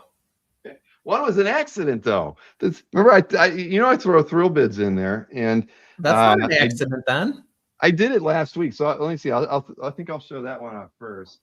Yeah, it was funny because I got a piece that I knew that I wanted to win like 3 weeks ago. And I paid for that, and it came in. It took 2 weeks for it to get here. Yeah, so it came in on like Monday, but on Saturday I got an email saying I had something else in the mail from Heritage. I'm like, what the heck is that? Why are they sending me a second FedEx email from because I hadn't received the first thing yet, and I thought I better check those bids I put on. So they shipped me a piece of art I hadn't even paid for. Yeah. I know I've heard that and it did. I opened it enough that this fell out, and it was an invoice saying disregard if you've already paid this. So, but yeah, I was like, what the hell? And I'm like, I couldn't even remember what I bid on because I totally did not expect to win anything. But I guess let's see. This is a Bill Willingham piece. I gotta get the knife out. I didn't cut it all the way. Sorry. So nothing super special, but this is from that. It was a Morning Star special, issue 1, page 8. So that was it. So thrill bids can win. Yep. But I was just like, what? If it ends for this amount, I'll buy it, and it did. Ironically, it ended right at the number I put on it. So I know people wonder about that. But so anyway, so yes, I got that, and then. That's the unexpected one, but the piece that I really wanted was this one. I gotta cut this one. So I know Jason D'Ambrosio guessed it. Oh, bastard. I didn't give him the benefit of telling him he was right. But yeah, he figured it out. Oh shoot. Now oh man, they even put the receipt inside the bag. I can't even hold this thing up. Like I have to actually get into it now. Son of a gun. But it is by John Buscema. I will say that. That's a good sign. You're right. That's a great, good name to start with. I think it's Klaus Janson Inks. Hmm. Oh shoot, man. Gosh, then they use like serious tape on this thing. All right. For the Busemas, they use the serious tape. Yeah, exactly. The Morningstar piece, nah, I could easily rip into that. All right, I guess I'll take it out of here. Okay, so everybody knows that I love Bizarre Adventures. I did not have the money to spend $60,000 on the Gulacy cover, but I did get, from the Phoenix story, I got this piece from Heritage 3 weeks ago. Wow. So it's Jean Grey and her sister under the ocean about I think what is it, Tuma? I can't remember his name. Look at those inks. Isn't that great? Yeah. So I'll be happy to get it. I'll get this thing scanned and posted into my calf gallery tomorrow. Wait, I've been sitting on this thing for 5 days now. Oh, I'd like to see you wait that long, Chris. never. I was just like, I gotta hold off because again, I didn't want the Ambrosia to get too excited. But yeah, this is awesome. But I will say, if anybody, because I don't really, there was this an Iceman story and a Nightcrawler story. I don't really. While the Iceman story is nice, it was George Perez that did all the art in it, and it was ink wash too. If anybody has a Nightcrawler page, I would be very happy to get one of those one day. Nice. That was Dave Cockrum did that story, and honestly, that's like one of my favorite Nightcrawler stories. So there you go. Those are my wins. Yeah. Thank you. Alberto says he can't wait 5 minutes. That's what I'm saying. I don't know. I like ripping open at the kitchen table. I had to have determination, but I can tough it out. But anyway, all right, cool. So let's see here. I guess we could do some Heritage viewing, right? How far are we at here? Oh, we're not even at 11. Okay, good. I was worried that we were behind time here. Let's see. Oh my gosh, I can't find the slide. There it is. So yeah, that's good. I feel I haven't won anything on Heritage since that Sienkiewicz Moon Knight. So it was kind of weird winning two pieces, within a 2-week window. See, Wayne got a package and he hasn't even opened it today. There's willpower there. He's been too busy scanning. That's true. Here we go. Let's see. What did I pick? This one had a Michael Finn tied to it, so I picked it. It's a Frazetta tryout page from like 1954. I get and the Frazetta book, which I'm forgetting the name of right now, that I think I actually put it in my bookshelf finally. It was always sitting right there. But the Finn book, the Frazetta book, they actually Heritage had to go to that, and they were able to find this piece in it. And so it's not published, and when I look at it, I'm like, that doesn't look like Frazetta at all. But but it is Frazetta, and it's from 1947. Wow. So this is like real early tryout kind of Proto piece. Frazetta. Yeah. And so even though it's a clean page for being, almost 80 years old, but yeah, I thought that was kind of cool. And again, it was Michael Finn's book. They actually said we went in there and they literally said it's like on page 121. So go look for yourself. Next step. This is just a cool page. It's from Marvel Team Up Annual. It's Grunwald and Mooney, but I totally don't remember the story, but it feels kind of dark and spooky, and then you end up going to Doctor Strange's house. I'm like, this is a fun page. Grunwald isn't. That last panel is terrific. Oh hell yeah, breaking that, and the leading up to it's not much. I thought the shadow was kind of freaky, but I think that's kind of the point. Whatever's going on there, it's something's not right, and only Doctor Strange can set it. That's your guy.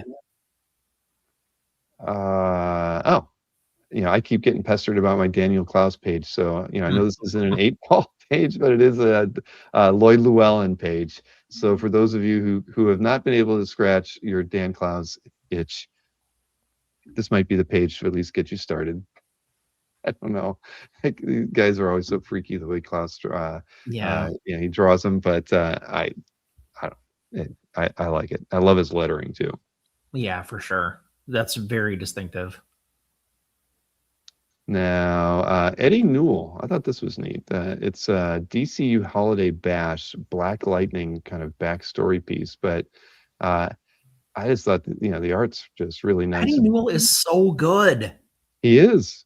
He really, really is. I can't remember. I had him. I commissioned him, maybe even at like Heroes, and I can't remember what the piece was, but it was gorgeous, and it was done all in ink wash too. Hmm? I don't have it anymore. But look at this page. This is fantastic. Man, I love that. The Jeez. stars make me think of like Fagretto. True. Yeah. And this is 1998. So yeah. And he's it's only gotten different. better. Exactly. So I thought this was awesome. I can't say that I've seen a piece come up quite like this. Certainly not in Heritage, and I can't even think of. I'd have to go over to CAF and see if there, if there's any cool published pieces like this from Eddie on there. But I think it's great. Yeah, he's phenomenal. Let's see, it's only at $45 so far. Then I know I picked Sergio before, but this one was just kind of fun in that I literally, the way he drew the reeds and the weeds and stuff here. Just looking at it made me feel like I was in it. I mean, he's breaking the panel here, he's breaking it from over here to there, and it's just something funny about it. Gru's in there in it, and I was just like, he's literally making the reader feel like he's right there with him. And is he? I'm guessing he's shrunk. Oh, is he shrunk? I don't even. Oh, you're right. I didn't even realize that. Yeah, I love this thing. I think it's. I just thought this was the best page. I've never thought about buying a Gru page before, but I thought, well, with my track record of thrill bids, I might win this one if I throw a bid on it. But yeah, this is very fun, very nice. Alex Maleev. This is Aliens versus Predator page, and it's from '98. I love Aliens. And this is really a great splash page. It's got a little Mignola inking happening there. Yeah, I agree. I know we have a few Maleev fans out there. Maleev was at Heroes, wasn't he? Yeah, I think he was. Oh yeah, okay. I don't think I saw him, or maybe I saw him in passing. Now I'm having a brain fart on that one. Either way, great piece. Let's see. Number one Marvel fan says they need to get a group page too. Right. Everybody should have one. Duke Philippe can't have all the fun. All right. So then Daryl Banks and Rich Faber, Green Lantern page. I just thought it was just nice. The composition's great. I'm not a Green Lantern guy, but I don't know why he's fighting these giant bees. But yeah, like the scattered panels at the bottom. Exactly. Yeah. I mean, it's fun. Everything, all the sound effects. Mm-hmm. Roar, crack, whoop, crack. Yeah, this is a good page.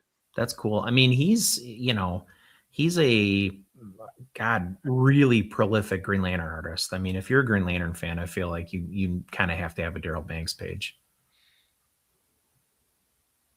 Well, Tom McDonald must have he's got to have one. I think he might. See, Wayne even knows the issue that groove was from. He knows the story. There we go. Let's see. Okay, so Newell says he saw him for half a second too. All right, then he was there. What else is in here? Oh, Passerin. I know you like Passerin, so I just picked a piece. This is from Green Lantern Corps. So that's gnarly. Kind of gruesome, but it is Fernando. That's amazing. Very cool. It's got some skill, man. You could maybe get away with that one because it's almost a skull, but it's not a skull. Not quite. I did go see Masters of the Universe last weekend, and I loved it. I freaking loved it. I was like, that's like one of the best, 80s cartoon toy line adaptations I've ever seen. It was everything I wanted and more. I loved it. Yep. No, me too. I would have been cheering right next to you if you were there, because it was a blast. Yeah. Speaking of partially skull faces. So. Yes, or completely skull faces. Now this piece I thought about not showing because I thought this one I actually thought I might put a couple, like a mildly cool bit on it. This is a Johnny Craig Iron Man 3 page. Oh wow. So I mean look at it. He's hooked up to the thing on his heart here. Yep. He's checking, he's doing some, I don't know, he's talking on an old, whatever the hell that is. But either way, yeah. It's got a speaker grill. Right, exactly. But again, this is issue 3 from 1968. I mean, it's cool, man. I mean, I have to believe some people are going to be, even though it's not like an action page with Iron Man, that this page is pretty cool and pretty desirable. And yeah, I really did think not to show this one. But anyway, there it is. And last, okay, I picked a stout, Bill Stout. Can't go wrong with it. With a Bill Stout piece. This is from '84, and I think it was published in one of his art books. So just a nice composition. Tarzan and a Black Panther, I guess. So yeah, nicely done. Very cool. I like that. Yeah. So there we got that. All right. Chris likes a good stout too. Facts. Oh boy. Wayne says he's going to see Supergirl tomorrow. Well, good luck. Gotta be with you. Exactly. All right. I got reviews. I know it's terrible. I'm told I want to go see it. I mean, it's gone, so I want to go see it. But yeah, I have to totally ignore everything I've read so far because I haven't read anything. You just read the headline and you're like, oh, that's not even nice to say that. Yeah. So yeah. Loincloths and Gunn didn't direct it though, so that's true. But he's overseeing all this stuff. Yeah. I mean, this is supposed to have his influence on it. So I'll still go see how it goes. All right. EXP tomorrow, 7:00. We just saw Nick Barucci on the show on Wednesday, but he's back to his show on Friday. I think he's doing whatever he always tries to. He's been picking fundraisers and things. I actually think that the recipient is going to be the Felix Liu Fund on Friday, from what I read somewhere. So we'll see if the video explains that for us. Everybody, this Friday, June 26th, 7 p.m. Eastern, 4 p.m. Pacific, the Original Art Experience. We'll have original art. We're going to have a charity to donate some of the claims to. But before we get to that, wherever you're watching this video, please hit that thumbs up. Sharing is caring. If you're not subscribed, please subscribe. And if you are subscribed, please make sure you're still subscribed and hit that bell for notifications. All right, into the art. Dynamite, Terminator, To Infinity, Miguel Rayner cover. Check it out. Avengers 118 cover recreation by the legendary Ron Wilson. Painkiller Jane Darkchild #1, page 19. This goes back like Marvel Knights days. This is like 30 years old. Wow. Look at the ink wash by J.G. Jones. Just so beautiful. All right. Then we got Ryan Rossley, Batman Shadow. Check it out from the Dynamite DC Comics crossover. Peter Snyberg, Starman. It's my only Snyberg Starman. Oh, God. What am I doing? Someone asked me about Hawkeye. Clayman, Elektra, featuring Hawkeye. Then we have Ashley Wood, Ghost Rider 2099. This might be my only Ashley Wood art. Oh, my God. What am I doing here? All right. Then we're going to have some Superman and Supergirl. I'm still pulling the Supergirl art. But this is by Sanford Green and Walden Wong. And on top of all of this, there will be Supergirl art. And as I mentioned, the charity this week will be the Felix Liu Foundation for Second Opinions, if I remember correctly. So not only will we be donating a portion of every claim to the charity, we're also going to have one cover that will be best offer, and all the money will go to the charity. So Friday, June 26th, 7 p.m. Eastern, 4 p.m. Pacific. I look forward to being seen by you then. Take care. There you go. Short and sweet. Yeah. Okay. Calf update time. We can talk about our picks and chicken feet. Oh boy. Yeah, where is Marcus tonight? Is he he's still China? Something. He's been very active on Instagram this week. Yeah, I saw he was where some Jackie Chan films were made or something like that. Police Story or something. Made me haven't Yep. seen it in a long time. Made me want to. Made like, oh yeah, I should watch it. He's in Hong Kong. Okay, cool. Good for Marcus. Look at that. Jason is probably setting the schedule for Marcus. He knew he was flying home today. I saw Jason was traveling based on some social posts that he was making. He always smiles when he's going on a trip though. I don't like that. So Whenever I see him, he's in a bar and he looks like a demon. yes, but he's always got pretty ladies around him. So Yep. you Yep. know, the demon with all the babes. Yeah. And yes, if Jason just popped in, yes, Jason, you were right. I got the the Bizarre Adventures page. So thank you very much. Yes, the Buscema Jansen. But I wasn't going to give you. He texted me like during the show when I said I won it, and I never answered him. Now he knows. So all right. So calf update. My kids were all actually in. They're in Orlando tonight, so they weren't able to do videos for me, but I'll be able to show the slides because there's a couple interesting pieces in here that I think. Well, one, I don't know if well, here, let me just get the darn screen shared and I'll go over the Dane calf update here. All right, we had since we missed last week. Dealers had a terrible week last week. 191,000 was their total. This week they did much better. 410,000. Panel Page had 9 sales at $116,000. We had Berkey with $102,000 in sales. Anthony almost at 100,000 in sales.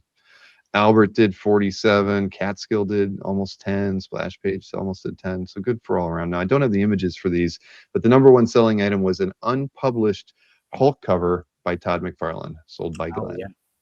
Yeah. The rest of the stuff, some card art, Joe Jusko 2018 piece, a cable piece, I'm not mistaken, sold for 30 grand. And what the hell did Berkey sell? He sold the cover to Marvel Team Up 61 for $40,000 by Al Milgram and Joe Sinnott. So that was that. Let's see, Clayman was in here, but it was a Panel Page sale, not a Felix sale. But auction houses, they had a great week because there was like a slew of auctions. They had that Everything Cool auction that had animation in it, Heroes, that was the signature auction. I think they had 2 other auctions along with the weekly auction. So the auctions had like $2.1 million in sales last week. So it was a banner week. But let's see, I can skip over. There was a Mike Miller X-Force cover. Maybe I can share some of this stuff. Let's see. What we got here. There was a Mike Miller cover that sold for $3,500, and I bet if I check, it was probably a little less. You never know. Fred Bennis art collection. I mean, there's a lot of skin in this thing. Yeah. It's $2,700. Wow. We'll get you a lot of flesh these days. Look at that. My goodness, is that like, man? Pictures of it anyway. Yeah. Whoa, Willie Mackerel. Sorry. All right. It is after 10. All right. Anyway, so $2,700 for that. And then the last item, which may or may not be right, it could be a make offer, was the Al Columbia thing. But I wanted to point this out because we looked at this a while back, and I said this was a good piece. I would never have guessed that it was going to sell. It was going to be the number one selling item at Heritage. Was that Don Heck from? Oh shoot! Sorry. Is that the Cox effect? I don't know. It can't be. I mean, this is from the Roger Hill collection. So you knew that was kind of, I can't get this damn timer to turn off. You knew that was going to have a little bit of effect on it. Crazy. Isn't it? But $8,750. And that is with the buyer's premium on it. But I mean, again, you're never going to see a piece like that ever again. That good from Heck. And I thought it was awesome, but I figured somebody would pay $4 for it, so it went for better than twice that. Yeah, 4 or so, 5. I don't know. It could be 5. I mean, but again, you'll never see another one that good.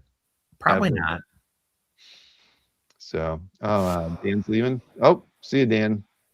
Hope you had a good Father's Day. And remember, call me. You got to come by and pick up that art. Then we had a Bernie Wrightson, pretty rough, a shadow sketch, went for $47.50. 47. What is going on? I don't know. I have no idea. That because that hey, somebody really likes the Shadow and they don't have one from Bernie, then they had to have this one. But yeah. And then what do we got? These Conan pieces. There's actually like I think 4 Conan pieces in the current auction. This is pretty nice. This one went for what? $4,500. Still, I mean that's it feels like a lot of money, but it's pretty it's awesome. You only got Is one. I mean, that reads like it's the first one. That's curious. Maybe there is something significant about it. Da-da-da. Published during the strip's first month. Okay. How'd you know that? Did you read it in Well, advance? what's the dialogue? Right. Well, you're right. So early, very Like, early. really explaining the world and Conan and Wow. Yeah. that's Well, killer. yeah. And then, like I say, there's 4 or 5 other ones in there as well this week. So there we go. Conan strips are going crazy, says Wayne. Yeah, Did there you was see this a week nice- that Gendy Tartakovsky has a Conan cartoon coming out? I didn't know that. Yeah. I did read that the Absolute Batman got, what is it? They've got whatever deal to make a cartoon out of it now. Yep. So, man, yeah, that's amazing. And what was that? Oh yeah, I got the catalog too, Alberto, and saw the Tales of Suspense splash page. That I can't. I'm not going to place any guesses on where that one's going to go. I know. It's going to go. It's going to go north of a first appearance of Black Cat. I know that. Fact. Yes. Becky, it was adorable. Becky goes, "Oh, is there anything you want in the Heritage catalog?" And I just laughed. I haven't even opened it yet, but yeah, that's that one's going to go for a pretty penny. That's for sure. All right. Let's see. Oh, sorry. I might have to remove that, not add it back to the stage. Get that out of the way. Let me get our picks on here, man. So we can talk about some art. Let's see. Where is that window? Yeah. And I ended up with 9 because you know what? I'd done my 10 and then I found out we had crossed over on one. Oh, okay. Yeah, no, it was my You were fault. going to say somebody like sold it or removed it or like that's happened to me a couple times. No, I was so sure I knew what your picks were when I was finalizing mine, and I screwed up. But We've been doing this for so long, Bill. I know. Well, it was a good one. It was such a good one, and you had it. So yeah. But your picks are pretty good. I thought. I think so. Share the screen.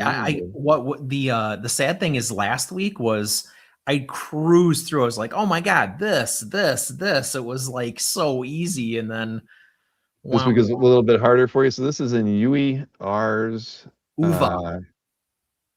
And who's the artist? Miguel Angel Repetto. Huh.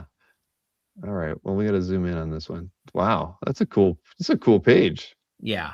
So I really, I think the thing that jumps out probably at everybody right away is what he did with the treatment on the black outfits on the sheriff and his posse. And I think that's totally for me what makes the page. I mean, I don't know that I've ever looked at a page with, not reading it, not able to read it in this instance, and so clearly understood who the good guys are and who the bad guys are, right? Like this is just visual storytelling at its best. And he nailed it. That last panel with all of they're practically identical to one another. They're almost in a uniform at that point. They all have like scraggly beards. I just like it's so well rendered, and the chiaroscuro on this is just perfect. It's fantastic. It really is. And the last panel makes it. I think who said that? Oh, Peter Rose says last panel is great. Yeah, everybody. Berman knows a thing or two about Italian art. We know, Robert. You're the man. You can publish a book at some point, Robert. I think on the art you're collecting and the Italian artists that you and how he got it and all the whole deal. Yeah. Well, that's a good one. I don't think I follow this person's CAF gallery. They've been on the site since 2008. Nope, I don't. But now I do. All right. I have righted that wrong. Now, Ooh la la, what are we looking at here? Another name I cannot pronounce. I'm guessing it's Chiaccio. Chiaccio, Veronica Chiaccio. And this Yeah, is in Greedy Collectors Calf Gallery. Is it published or is this a commission? it's a commission, I think. Commission, yeah, you're right. Yeah. So I guess if you have not gotten something from Veronica, I think this is your cue. Yeah, holy shit. That's Right? great.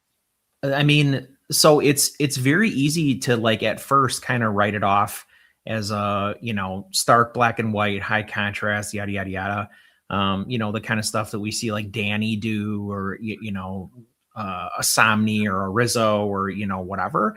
But when you start to like really look at it, there's a lot of effort put into the textures on this, and kind of deceptively too, because her face in particular is really dialed in. It's really rendered. Yeah. And then the leather on her pants is also like, there's a lot of extra effort applied there in the reflections and, you know, things like that. So it's easy at first to, you know, kind of get taken in by the high contrast, but there's a lot more to see. Yeah, you're right. I mean, it's gorgeous. It's Yep. really, really nice. The composition's perfect. Right. It'd be a cover. Yeah, absolutely. And I want to have a cigarette all of a sudden. Where's my gun? Right, exactly. Mine's never too far because you know I am in Central Florida. Yeah. Coyotes, gators, Exactly. meth Great. heads. Yeah, methods. Yeah, this is really nice. I mean, were you familiar with Veronica before this Not at piece? all. No. I'm just curious. 12 pieces on calf. Huh. That's a pretty cool X-Men sketch cover there too. Wow. Yeah. color. No, I wonder does anybody know who they work with, or do they not work with anybody? I just don't recognize her name. She could be somebody that works with like a Scott's Collectibles or something. I don't know. Or Possibly. maybe Green Room. Familiar. That piece like jumped out at me. Well, you chose well, and it's kind of cool. Contrast those two pieces with the pattern like that, but very nice. Yeah. And you Let's get the see. shining wallpaper too, which is just a bonus. Yep. And Robert Berman says you were correct. I try. Next up. Look at Now, that. I have to say, you know, I think you did this 2 weeks ago and you did it again. You got two pieces here from Gary Land. Ah, Your weekly picks, I know. he's I mean, got I good get taste. it. I get it. I almost picked one from him too. I might have. No, I hope I didn't. But come on. This Doug Wiley piece is so freaking amazing. It's Holy nuts. shit. I It know. looks like I mean, if it wasn't a commission, I would say like this was a pitch, you Mhm. know, like this was a you know, a workup for a, you know, upcoming storyline or upcoming episode, I should say. But it's just got like everything that you love about Johnny Quest. Like there's a barrel with a cobra in it. There's a mummy coming the other direction. It's got the whole family in it, which I think is, you know, awesome too, obviously. But I really so love about this piece is that he's got all this sepia tone stuff, and he really manages to make the characters pop by just saturating them more, right? They're a little more rendered. They're way more saturated, and it just makes it almost makes it look like an animation cell, but it's not. Right. When I first saw it, I thought the same thing, that it was an animation cell, because I thought that exact same thing. But he doesn't get away with it if he's not such a great painter, because Yeah. especially looking at the backgrounds like right through here. I mean, that's just amazing how Yeah. great it is, because if you drop out the characters, I could see this as a a really cool like illustration piece only, not Yeah. not tied to any IP. But you Right. throw the characters. I mean, so there's so much thought put into this. It's gorgeous. I want to see it in person. Yeah. I'm angry. Oh, man. I'm angry. It's in Gary's Calf Damn. Gallery. It's probably, does he say how big it is? Because I would imagine it's kind of substantial. Look at that. Nothing. Can't take the time to write one word. Not even give us the dimensions on the piece. Too Damn busy it. posting killer art. Right, exactly. But yeah, no, I could look at this thing for days. There's just so much good stuff going on in there. And And the way he's drawn the characters is what is amazing. But it's still, you look at that, like the Cobra, he's done it painterly and with kind of that less fuzzy, Exactly. through lens sort of feel. And it's And just it's right amazing. in the foreground, so it needs to be a little more rendered. Mm-hmm. Yep. Rich Danny's descriptions are a Democratic conspiracy. Oh my goodness. All right. So where are we going to next? This is Raj Patel always has some good stuff in their regular posts on Cap. We have an Eric Canetti interior page from Absolute Batman 17. Hey, I'm Canetti knew sorry. not to draw this, do this digitally, right? I mean, he went in all traditional, and I'm sure did really well with these. I would love to think that Nick Dragata called him and said, "Hey, do yourself a favor, draw this tradition. Look at what my sales have been." But yeah, I don't know. I think the thing everybody probably likes the most about Absolute Batman is how kind of balls to the walls it is. Mhm. So Canetti goes, ahead and puts chainsaws mounted on his wrists, and throws a gas mask on him. So the design piece of it, I think, is absolutely awesome. I cannot say enough good things about Canetti's design ability and his ability to put together compositions that have like interesting use of perspective. I mean, he's really a master at this, and I was so thrilled that he was working on a book for the Big Two again. It was something that was so high profile. So anytime I see an Absolute Batman by him, I smile. No, I agree. I mean, this panel alone is just glorious. The cape, the chainsaws. Yeah, I mean, his style is so distinct. Yep. I mean, the blades are just these little rounded like fins, but it just like it screams Canetti. Yeah. The pose on the figure. Always does, absolutely. Jason calls him Fat Batman. That's Jason, say something positive. He must still be on the road. He's still angry that he's traveling. He's thick Batman. Exactly. But yeah, this is fantastic. Raj got a really nice piece. I hate to say I only read like the first 2 issues of Absolute Batman, so I have no idea what the heck's going on in it. But this is the Poison Ivy story arc, so he's out cutting a little brush. Makes sense. Mm-hmm. All right. Well, very cool. Very, very, very cool. And Raj is a happy man with that one. Did he get enough? He only got 3 comments on it. Come on, people. It's crazy. It's Absolute Batman. And right. Newell is right. Everybody's favorite Batman are the thick Batman. That's why we all love Dark Knight. That's why we all love Absolute Batman, because he's a Hulk. Yes. Chuck Arnold says, now I can wait for the animated movie.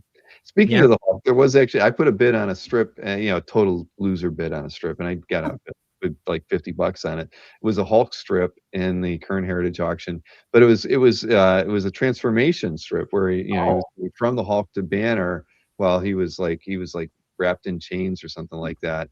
Because like the first panel was like the bad guy saying, "I've got him and he can't escape," and it shows him in chains, and then it's like close up of his face, and then it's Banner, and you're like, and you don't see the chains, but it's like he's getting out now. Yeah. So, I was like, that's good. I don't even remember. It was probably like Larry Lieber. It wasn't like the best drawn thing either, but the story and reading it, I was like, I like that a lot, and so I threw a $50 bid on it. It was at like 20, and of course I got a bid.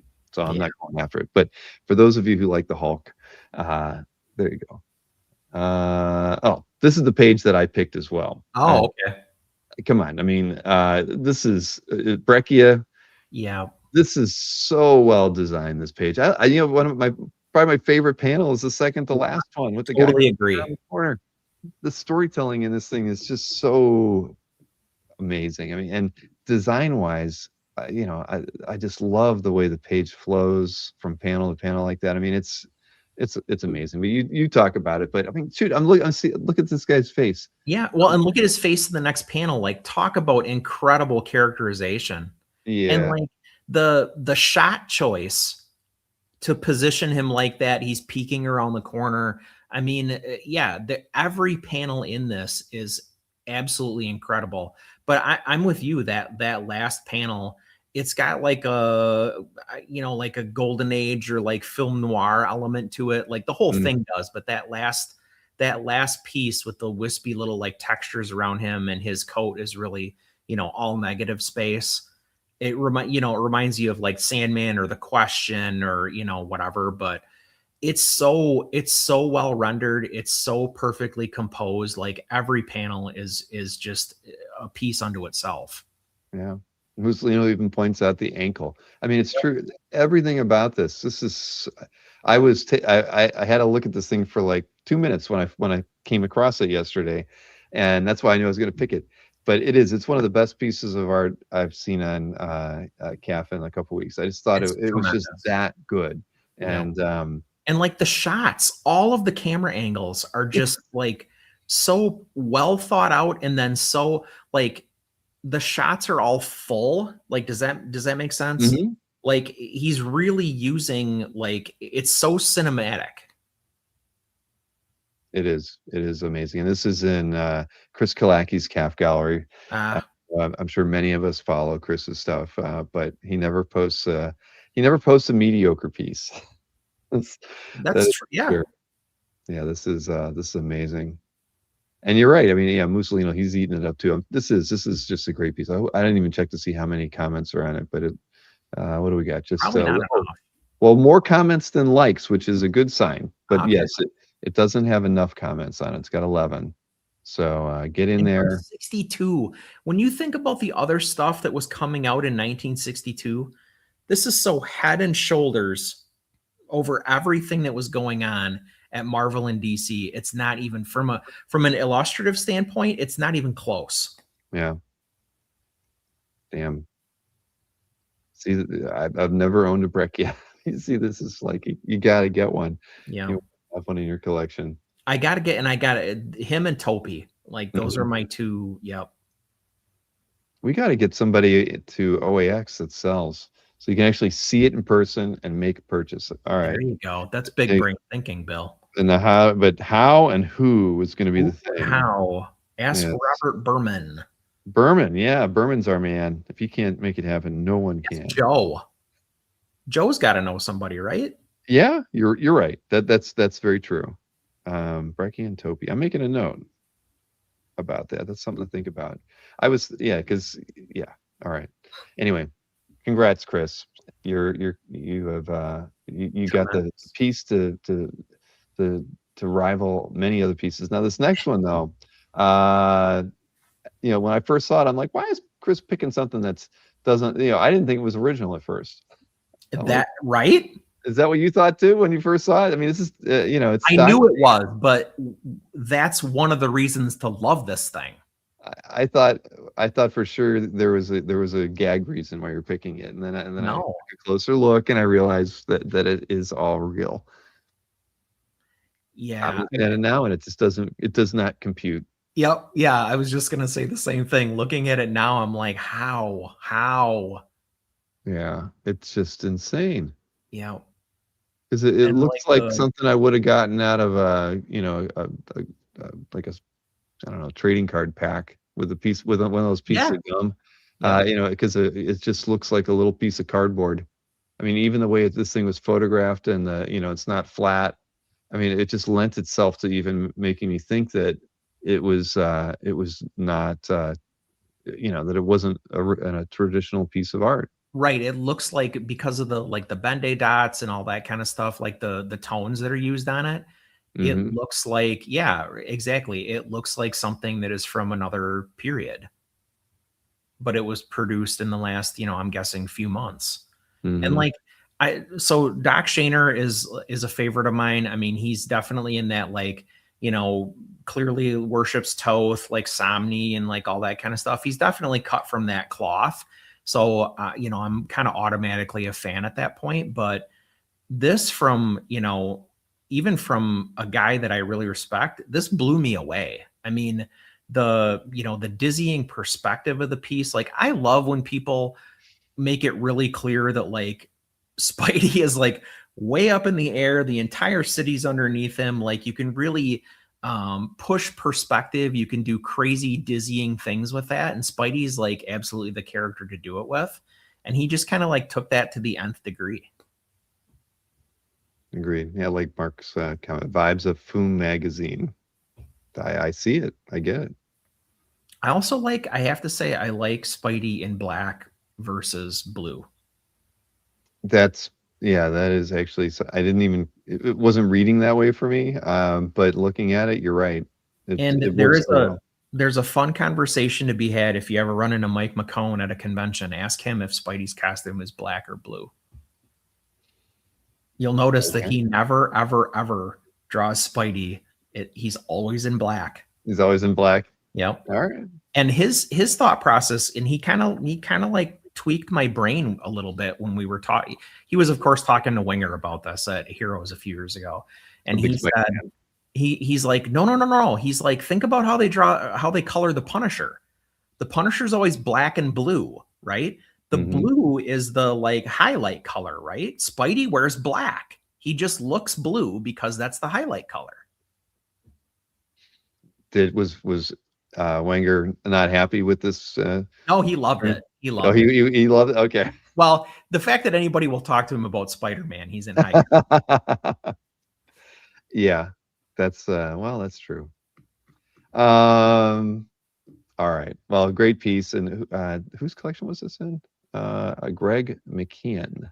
He's got a few Doc Shaner pieces in his gallery. I had to go look. All right. Well, I'm going to add him to my watch list. Look, his #1 commented piece. He's just got to center it now in the space. Move it up. Go in there and edit it. Next. Oh, this is pretty cool. So, yeah. Ryan Sook. Wow. Just look at literally everything in this image.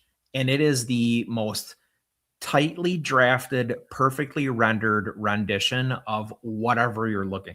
It's the best marquee sign you've ever seen. It's the best car you've ever seen. It's the best Robin you've ever. I mean, he is so just beyond as an illustrator. I think anybody who's working today, and like, fight me, I guess, if you don't agree, but like no one draws like this guy. He is the best draftsman in modern comics. Yeah. And I was just thinking the same thing Rich said, though. It's so weird seeing Batman not be absolute Batman, you know, because it's like, this is right. But if you see it, it's like it hits you hard to see that. But you're right. I mean, look at the clock, the painted logos on the wall. Yeah, the building in the background, the gun going off. The building, the bullet holes in the windshield, the mobster getting kicked in the face and his Thompson. I mean, like everything on this is impeccably drafted. Yeah. No, it's absolutely amazing. So much going on, and it's not boring. No. That's the other thing is, like, a lot of times when somebody is like such an incredible draftsman, it gets stiff, or it gets like, okay, Batman, yes, is a little straight up and down, but then look at everything he did with like the cable that he's holding on to like draw away from the staticness of that pose. And then, not to mention, you've got Robin who's like kicking out like in a half cartwheel on the hood of a car. Speeding car. Yeah. It's incredible. Yeah, this is probably one of my favorite Sook pieces. And we got a great scan to look at too. Yeah, absolutely. Wow. Well, yeah, no, this was a good pick. I didn't see this until you sent it to me. I don't know how I missed it. I love it. And it's Mr. Finn. Doesn't surprise me that it's in his calf gallery. So congrats, Michael. Holy smokes. I saw him at Heroes. He probably was carrying this around with him, and I didn't get to see it. Oh, man. Doggone it. All right, where are we at now? Kirk Saucier. We have a Stoko, and this is from Batman Annual 5. So I really liked, this almost is at the point where it feels like an Akira homage, because he's fighting these clowns, and like it's very manga-ish, ton of speed lines, like that. You've got the dense like buildings in the background, the smoke. It felt like I say, very Akira to me. Stoko is so talented, and he really goes like, he goes all in on things. Like you don't ever really get like a half-assed illustration from him. And I think this is a great example of like what he's capable of when he's not drawing like huge monsters or like, you know, weird lizards or whatever. So the fact that it was like all human characters, I think for me, like was a big selling point. It's phenomenal. Those speed lines. Yep. I mean, almost don't need them, but it just makes the piece all the more dynamic. The buildings in the background, but yeah, the way his line work is impeccable. Yep. And it's fine, but he still manages to get like, you know, there's some good, you know, variance in the gradients and things like that, but like it is all very fine. Like there's nothing on here that's happening with a chunky line anywhere. Mm-hmm. I like it. I like it a lot. Yeah. I did not. Let's see. 2 comments on it though. It's been on the site for 10 days and only has 2 comments. Come on, people. Here, I'll put the link in the chat. Got to pump those numbers up. Everybody go over there right now. There you go. Oh, I see. I would have picked this one too. Mr. Suarez, he's been posting some good stuff of late. Absolutely. You know, but this is so cool. I mean, so many toasts that we see, at least pieces that you know are not published pieces, are always just so loose, and you never know. Mm-hmm. This is like a very finished commission style piece of Toth. It's unbelievable. I mean, which has gotta be a real rarity, right? A Toth commission. With this amount of detail, yes, but you're right. You're that's so true. I mean, we get a lot of sketches posted to CAF by Toth. There's a fair number of published pieces, but commission style pieces hardly any. And this is, I mean, this goes beyond it. It must have been for a friend, right? It says, for Deborah Gomez, all best wishes from your fan. Oh, also this was a special gift. I mean, maybe I didn't read Lance's description, so there was a reason for Alex to do this, but that checks out.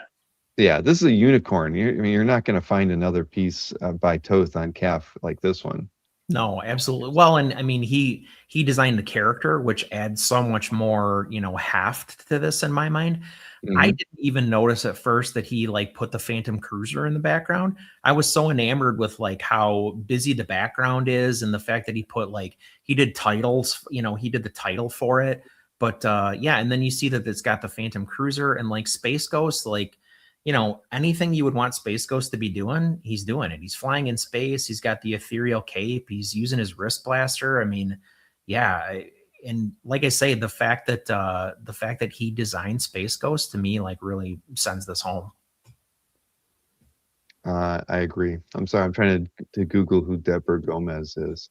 But the funny thing is, at least for me, when I Google, I Googled Deborah Gomez comics. Now the first thing in the list, and I can't tell why, is an Instagram post from Michael Cho. And the subject says, my latest Space Ghost cover for issue 1, or for issue 11. I continue to enjoy the freedom these covers give me, but it doesn't, but I didn't type Space Ghost. I typed Deborah Gomez comics. So that doesn't, and he doesn't use her name in it at all. I wonder if she worked on the show. I'm trying to there's a lot of comments on it. I'm wondering, I don't know. Maybe somebody else got the same result and they can tell me why, because I didn't use Space Ghost in my search. That doesn't make any sense. Honestly, that's weird. Well, I mean, you could definitely see it, right? Like if she was a behind the scenes person on the show, and I mean, he was too. Yep. Yeah. Well, this is awesome. I absolutely love it. Yep, I'm with you on that one. Next up. No, see, we're back in Gary's CAF gallery, but with good reason. Well, I can't. I mean, I could. There's no way in hell I was not picking this. No, let's be clear. Exactly. Yeah, this. I love the. I mean, I guess you have to call it symmetry. It was designed this way on purpose for obvious reasons. It was, you know, it was 2 pieces of like box packaging art for the Versus cards for Hellboy. I had all these cards back in the day. My brothers and I played this game, so a little bit of this is nostalgia for me. But you know, it's got so much Mignola on it. And it's really, I mean, it's kind of echoing Seed of Destruction plus, you know, plus. So you get the Cthulhu, you know, you get the cosmic horror monster in the middle. There's like a little statuary in it. Like it's got a foreground, middle ground, background. I mean, as far as an example of like this era of Mignola is concerned, this is top 2, top 3, I think. Mm-hmm. Nope, I agree. When I saw it, I was blown away. And yeah, I mean, I'm totally with you on that one. Of all the things that Gary's had posted, I mean, this might be one of my favorites because it is. I mean, you find 2 better Mignola pieces on Cap. Right. I think you would be hard pressed to content wise, especially.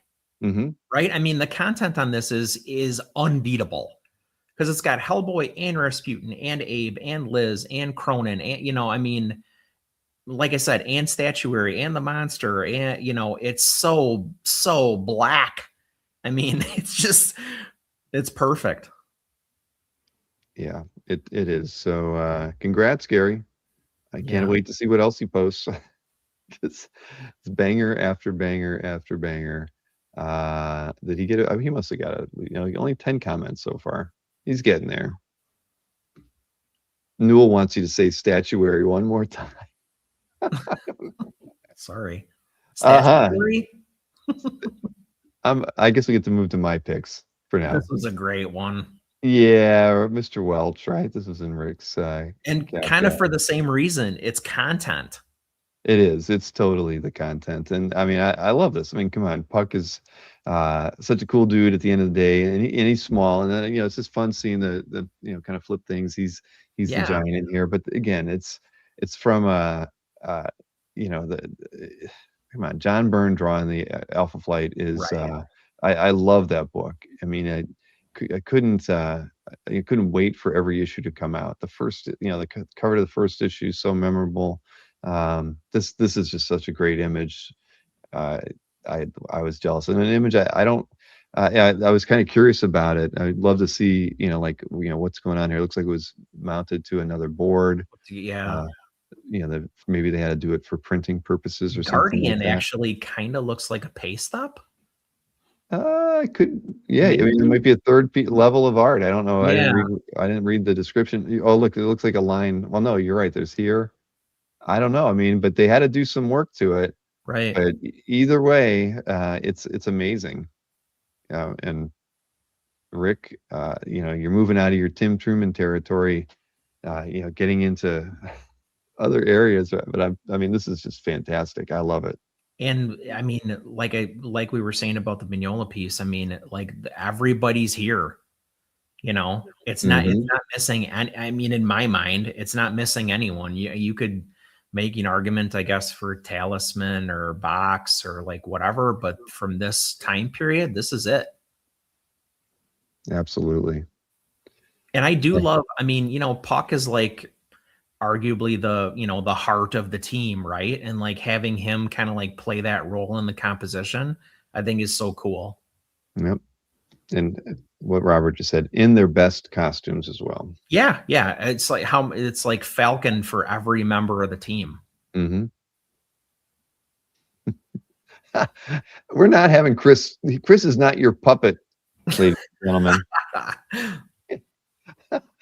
Anyways, congrats, Rick. This thing was freaking amazing. And then I had to pick this one. Yep. Steve Lawrence, Dave Cockrum, Terry Austin. You know, what a freaking awesome cover. Right. I mean, this is just unbelievable. What was his villain name? Oh, Proletariat. Yes. Yeah. Is that right? I don't know where I extracted that from because I haven't read this issue in a long time. But this is, I mean, come on, Austin inks over Cockrum too. I mean, it's a classic image, but wow.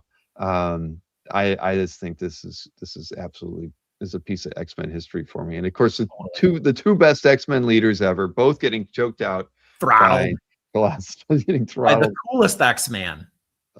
Proletarian. Okay, I was close. Jason, he's corrected me. Or oh no, Robert says proletariat. I I don't. Who think it's knows? Now I don't even know what I said. Proletariat, I'm pretty sure. Yeah, Whiteout was on sale that week. Yeah, it was. Yes, it was. But come on, this is a piece of freaking X-Men history, and he dunced Wolvie there too. yeah, Banshee. He's always easy. Oh, to knock out. Banshee. At least he landed face up. Wolverine's drowning down there. with this heavy skull. Anyway, yep, it's it's dirty, but it is what it is. I mean, at the end of the day, tanning on the page, who cares? The There's whiteout. another one. Nope, it is it. So congrats to Steve Lawrence. Maybe he'll give up one of those Willingham pages for me that he's picked up over the last year. He has a couple nice elementals pieces I'd love, but probably not. I did this one. I did this one just because I thought Marcus would be there and he'd be happy that I picked this piece from Chris Anderson. I love Chris's art style, and here you have He's Cyclops. I know he's totally throwing up. Oh my god! I know. But look, he even got Nightcrawler in there too. Yeah. So, I didn't notice Arcade looming over the game board until just isn't now. he gruesome? Yeah. Chris has just a really, it's a gruesome style. He draws people rough looking. I mean, that looks like some 70s punk, from on a street corner selling tainted lollipops to kids or something. I mean, this guy is scary as shit. Isn't that kind of what Arcade is, though? That is basically well, Really? it is. He has embodied everything about Arcade that John Byrne didn't quite draw him like that. He was just a guy in a white suit, with funny hair. This guy he's drawn Arcade like he should be drawn. Absolute lunatic. I mean, anybody with that kind of money that would make the big gaming death traps, and stuff, they have to be He's crazy. a Batman villain. Yes. Yeah, you're right. 2-car garage nose. So that's Rich Dan's. Man. Anyway, I really thought this was a fun piece. I do like Chris's stuff a lot. I bought that X-Men 101 kind of homage piece from him a year and a half ago. Very, very, very talented artist, and I like his work a lot. And saw him at Heroes. Cool. Then let's see, Jordan Raskin. This is in Duke Fleed. It's CAF Gallery. And I guess I should probably look at it like this. It was funny because when I first saw it, I thought, it was a land cover, or something. Yeah. And then I looked at but then it didn't have the same line work. And I just really like the the realistic. I mean, the realistic quality that he's put into the pieces. I think the characters look believable. Yeah. And there's something fun about the composition. I mean, she's totally in your face. She is, she's thigh gapping all the way, but it's okay. It works for the piece. I just think it's fun, and I think there's some things that maybe don't work. I don't like the way I guess Dracula's head, is kind of cropped off by her leg there. But at the end of the day, just the whole overall composition, I end up not minding that. I first hate it, and then I'm like, oh, I can go with that. I didn't say I looked at this and I kind of wrote it off, but like the more I look at it, the more I like it. It is. There's something really, really. It also has kind of a throwback. Like, I mean, granted, Vampirella's from that period, but it has a throwback, like early 70s feel to the art too, a little bit. Pearl says I picked the piece to trash it. No, I'm saying, we all look at art, and I'm sure, we all do this. We look at something and we think, and you see some things that feel wrong with it. Chris just said he'd pick it, and because he didn't. I didn't really care for it initially. I like it a lot more looking at it now. Yeah. I mean, I kept coming back to this one. I'd saved it, and then was like, I like it. I like this one a lot. So there you go. Jordan Raskin. I am not familiar. I did not read the reminds me a little bit of like Teixeira, or got it from Comic Connect. Yeah, it does have kind of at least compositionally for sure. Yeah. Jordan Raskin. I I don't know. I mean, I know we haven't picked anything from them before. Well, I'll have to look around. So but hey, Duke Fleed, he's got an eye, so he's finding people that I've not heard of before. So, but again, it was sold on Comic Connect. Now we got 2 of them on CAF. We're going to have Damn a it, talk Duke. with at least Comic Connect took it out of the classifieds. It doesn't have a red line around it anymore. Oh, then I had to pick this one for James. I knew Oh, James would give me grief if I didn't pick this thing. I would never hear the end of it. But come here on, it is. it's a bit of comics history right here, and it is cool. John Romita Jr. all the way. I think it's a beautiful piece, and I think just as Kazra pointed out, it is Dan Green inks, right? Yep. And so This Dan is Green one of my inks. favorite things he ever drew. In all seriousness, like it has that Punisher Warzone feel to it. Like everybody's Right. big and everything's square and chonky as hell. Exactly. Yep. I mean, the more I'm looking, I mean, the textures all over this thing, and you could say it's almost too busy, but it works so well. And It wasn't too busy when it was done, right? no, not for the period. No, not at all. But just the way he's layered the characters on the back of the Mhm. cover, I mean, that's pretty cool. And the guns have a life of their own on Yeah, this cover. absolutely. And there's so many of them. They're everywhere. I love this thing, man. I loved it when it came out. And I, admittedly not a huge John Romita Jr. fan, but this thing like slapped you across the face and like made you buy it. Mm-hmm. Yeah. All right, James. Now you have to put my gift in the mail now. That's all. Anyway, yeah, it was awesome. We got to see it in person. James was the proud pop. I mean, literally, he was like carrying his portfolio around with him like it was a newborn. Oh, And I'm really even more sad I didn't get to Heroes. Yeah, it was sweet. So congrats, James. It is a piece of history in your hands. Yep. Then let's see who's cap. Oh, it's Alberto's. I didn't even know this was Alberto's. Okay, David Lopez.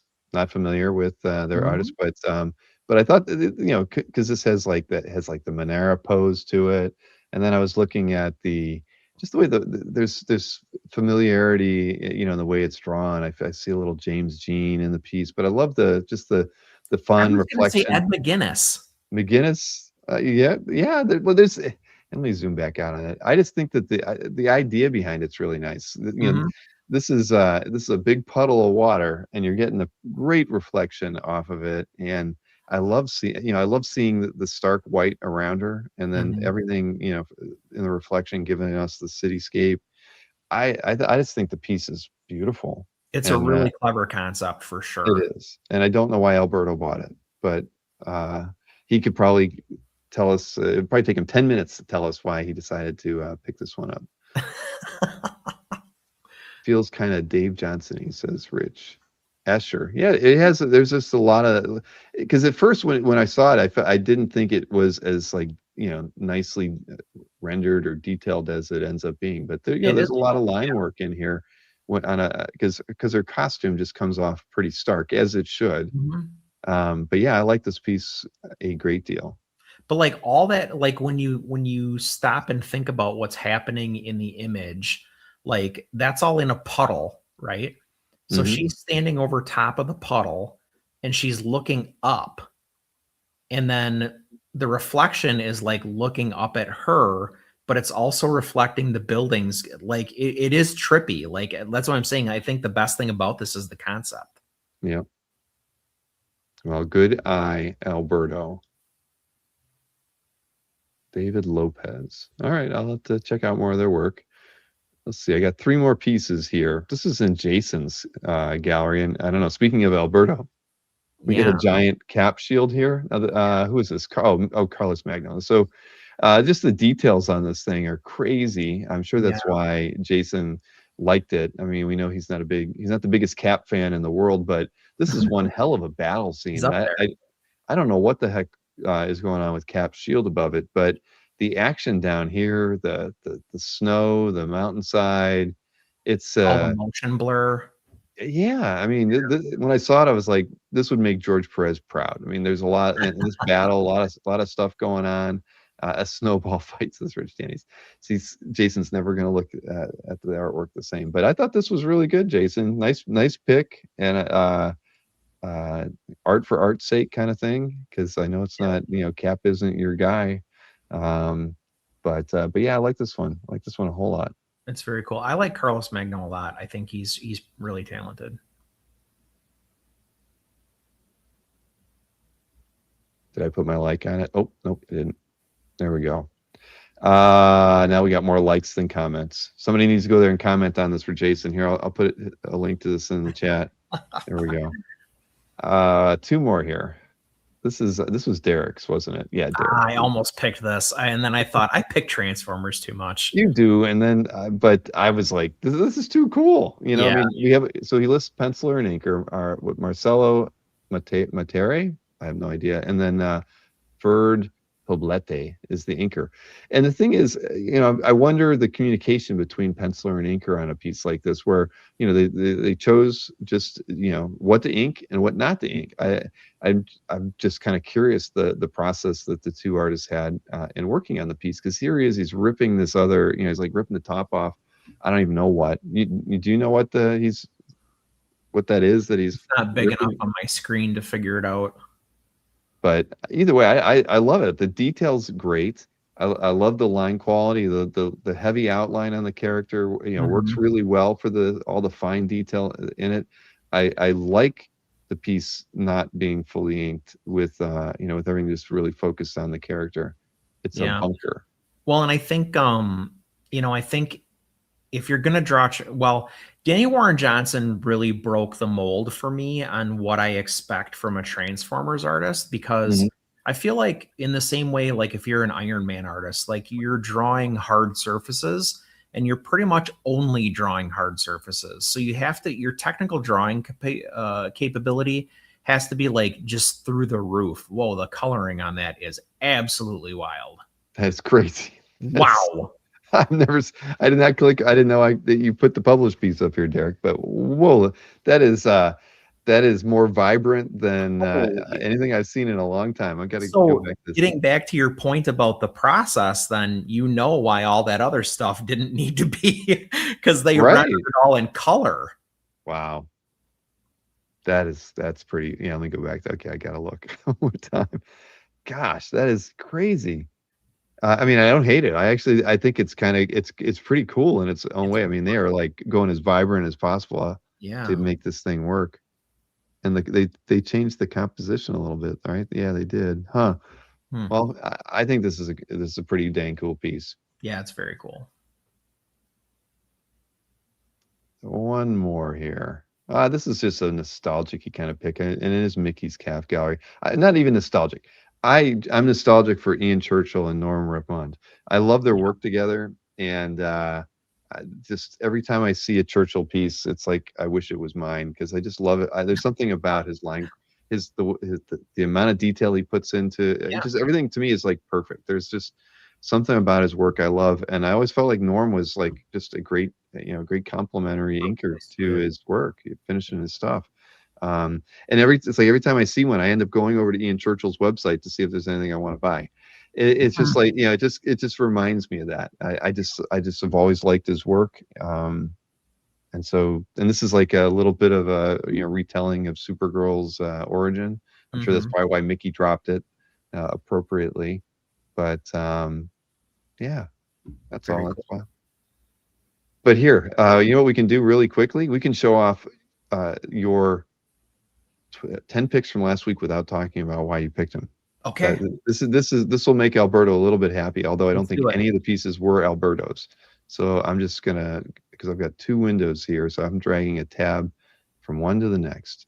So this was one piece. This was in Warren Paisley's Calf Gallery. Gil Kane, Hawk and Dove Splash. You also picked, okay, the next piece was the piece from Robert Berman. The Micronauts. All the Italian art, and you go with a Broderick and Armando Gil, but come on. Best Broderick I've ever seen. One of the best. Yes, absolutely. Pat's work during this era is, I mean, just unmatched. I love Yep. his style, and Robert, good job. It's Then beautiful. this was in Felix's calf gallery, right? Oh yeah, Yeah. and I mean, come on, History. one of us. It's totally one. If you didn't pick it, I would have picked it. Yep. Then what do we got here? The Golden Age piece in Gary Land's calf gallery, Paul Smith. But come on, It's one of my favorite stories ever written or drawn. Love that book. If you have read a DC comic and you've not read this book, you're not getting it. So you're telling me I need to read this book? It's the best. Well, All-Star Superman's the best. This is right there though. Okay, all right. Rich Danes agrees with you that it was a good series. Then the next piece was a mystery sketch giveaway item that who got that? Oh, Laugh Legion, of course. Mannix and Captain Britain. I just love Captain Britain. And this was a good one. This was in my office for like a year and a half. Oh, So I'm glad it found a good home. And that washed out pink is as vibrant a pink and as Derek's colored Transformer piece. It's amazing how it does not translate on some scanners. Then there was this X Factor piece in Matt W.'s calf gallery, Casada, and was Rubenstein. Yep.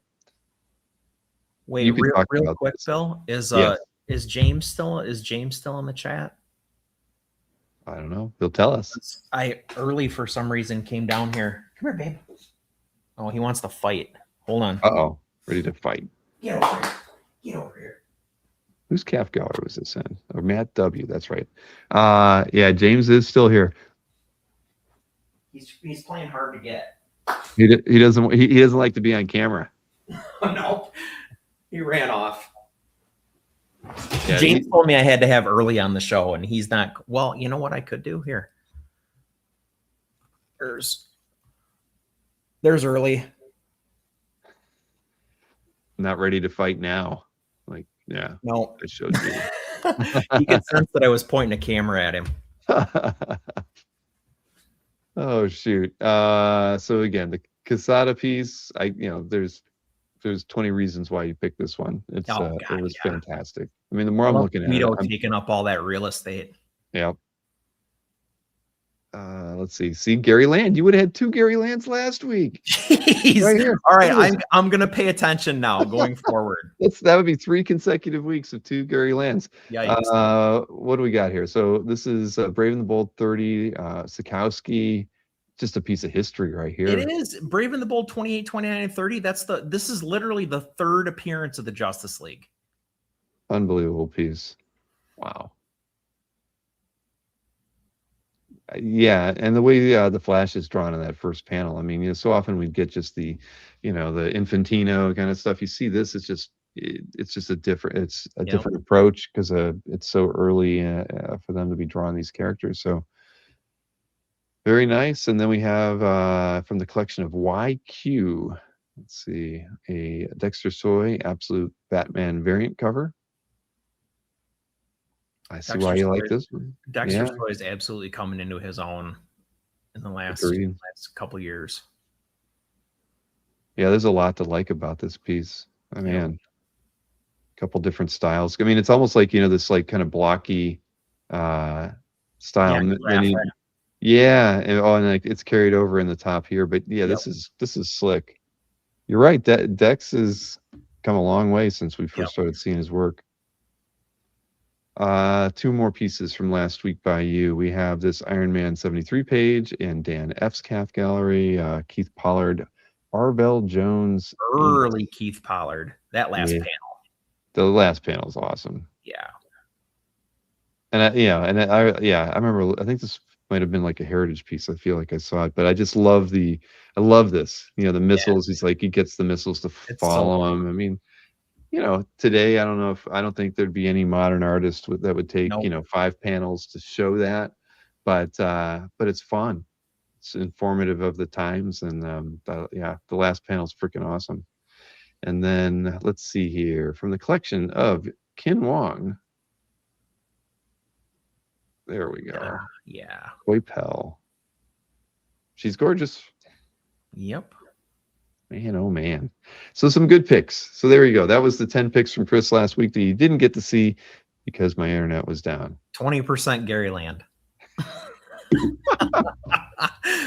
Oh man, for 3 consecutive weeks, Chris. I'll do better Yeah. going forward.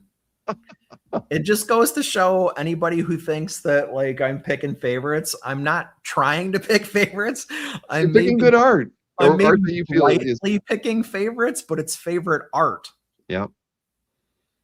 All right. Well, thank you for doing this again, Chris. Yeah, man. And I don't mind that it's Gary Land. But yeah, no Gary Land next week.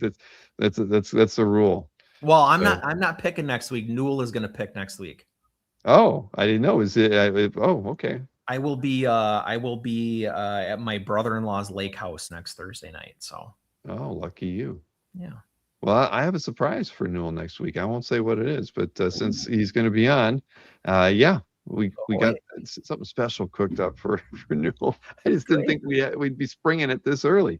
Okay, cool. So did you? Well, nah, we'll talk later. But we'll have fun next week. Being at Yeah, at a you guys lake have house fun without me. Well, we'll do our best. We'll try. All right, man. See you guys. Have a good See night. ya. All right, everybody. Thank you for hanging out with us for another calf update. This was what, 293. We only have 7 more to hit 300. That's pretty crazy. You know, it is what it is. But we got 3 weeks until IC3 at Jacksonville. So I hope you know, there's going to be a lot of calf members showing up. It'll be a fun hangout. So I hope those that are in Florida or all the way, or you know, from Georgia to the Carolinas can consider coming down. It'll be a fun Saturday. It's going to be a good time. First Coast put on a pretty good show last year, and the scale of this one is much bigger with the IC3 components added to it. I think we're like somewhere around like 110 tables. I don't know the total artist count. I know Kazra's got it like burned into his mind right now because he's working like a crazy dog on wrapping that stuff up. But I'm looking forward to going. I'm going to be there. I don't know if I'm going to make it to the baseball game though, Kazra. I might have to come the next day, but I know setups early in the morning, so I'll have to get there early. But Gwen said she wants to come with me, so I don't know if I'll be able to get there Thursday night. But definitely we would drive in on Friday morning. So I don't know if that changes my hotel or not. But anyway, thank you for hanging out with us. Next Tuesday will be our next show. That will be the IC3 at Jacksonville marathon show with Kazra and Mr. Sardo. So please put that on your schedule. It'll be a good time. I don't know which artists are going to be showing up, but you know it'll be fun. And you get to preview a few things and get a better vibe for the show. If I don't make it to that baseball game, though, I need some paraphernalia, whether it's a ball cap or a jersey or something, because what are they called? Like the Giant Shrimp or something like that. It's a minor league baseball team. Crazy looking logo. I want to be there just for that. But anyway, all right, everybody. Enjoy your weekend, and we will be back next Tuesday. Take care. See ya.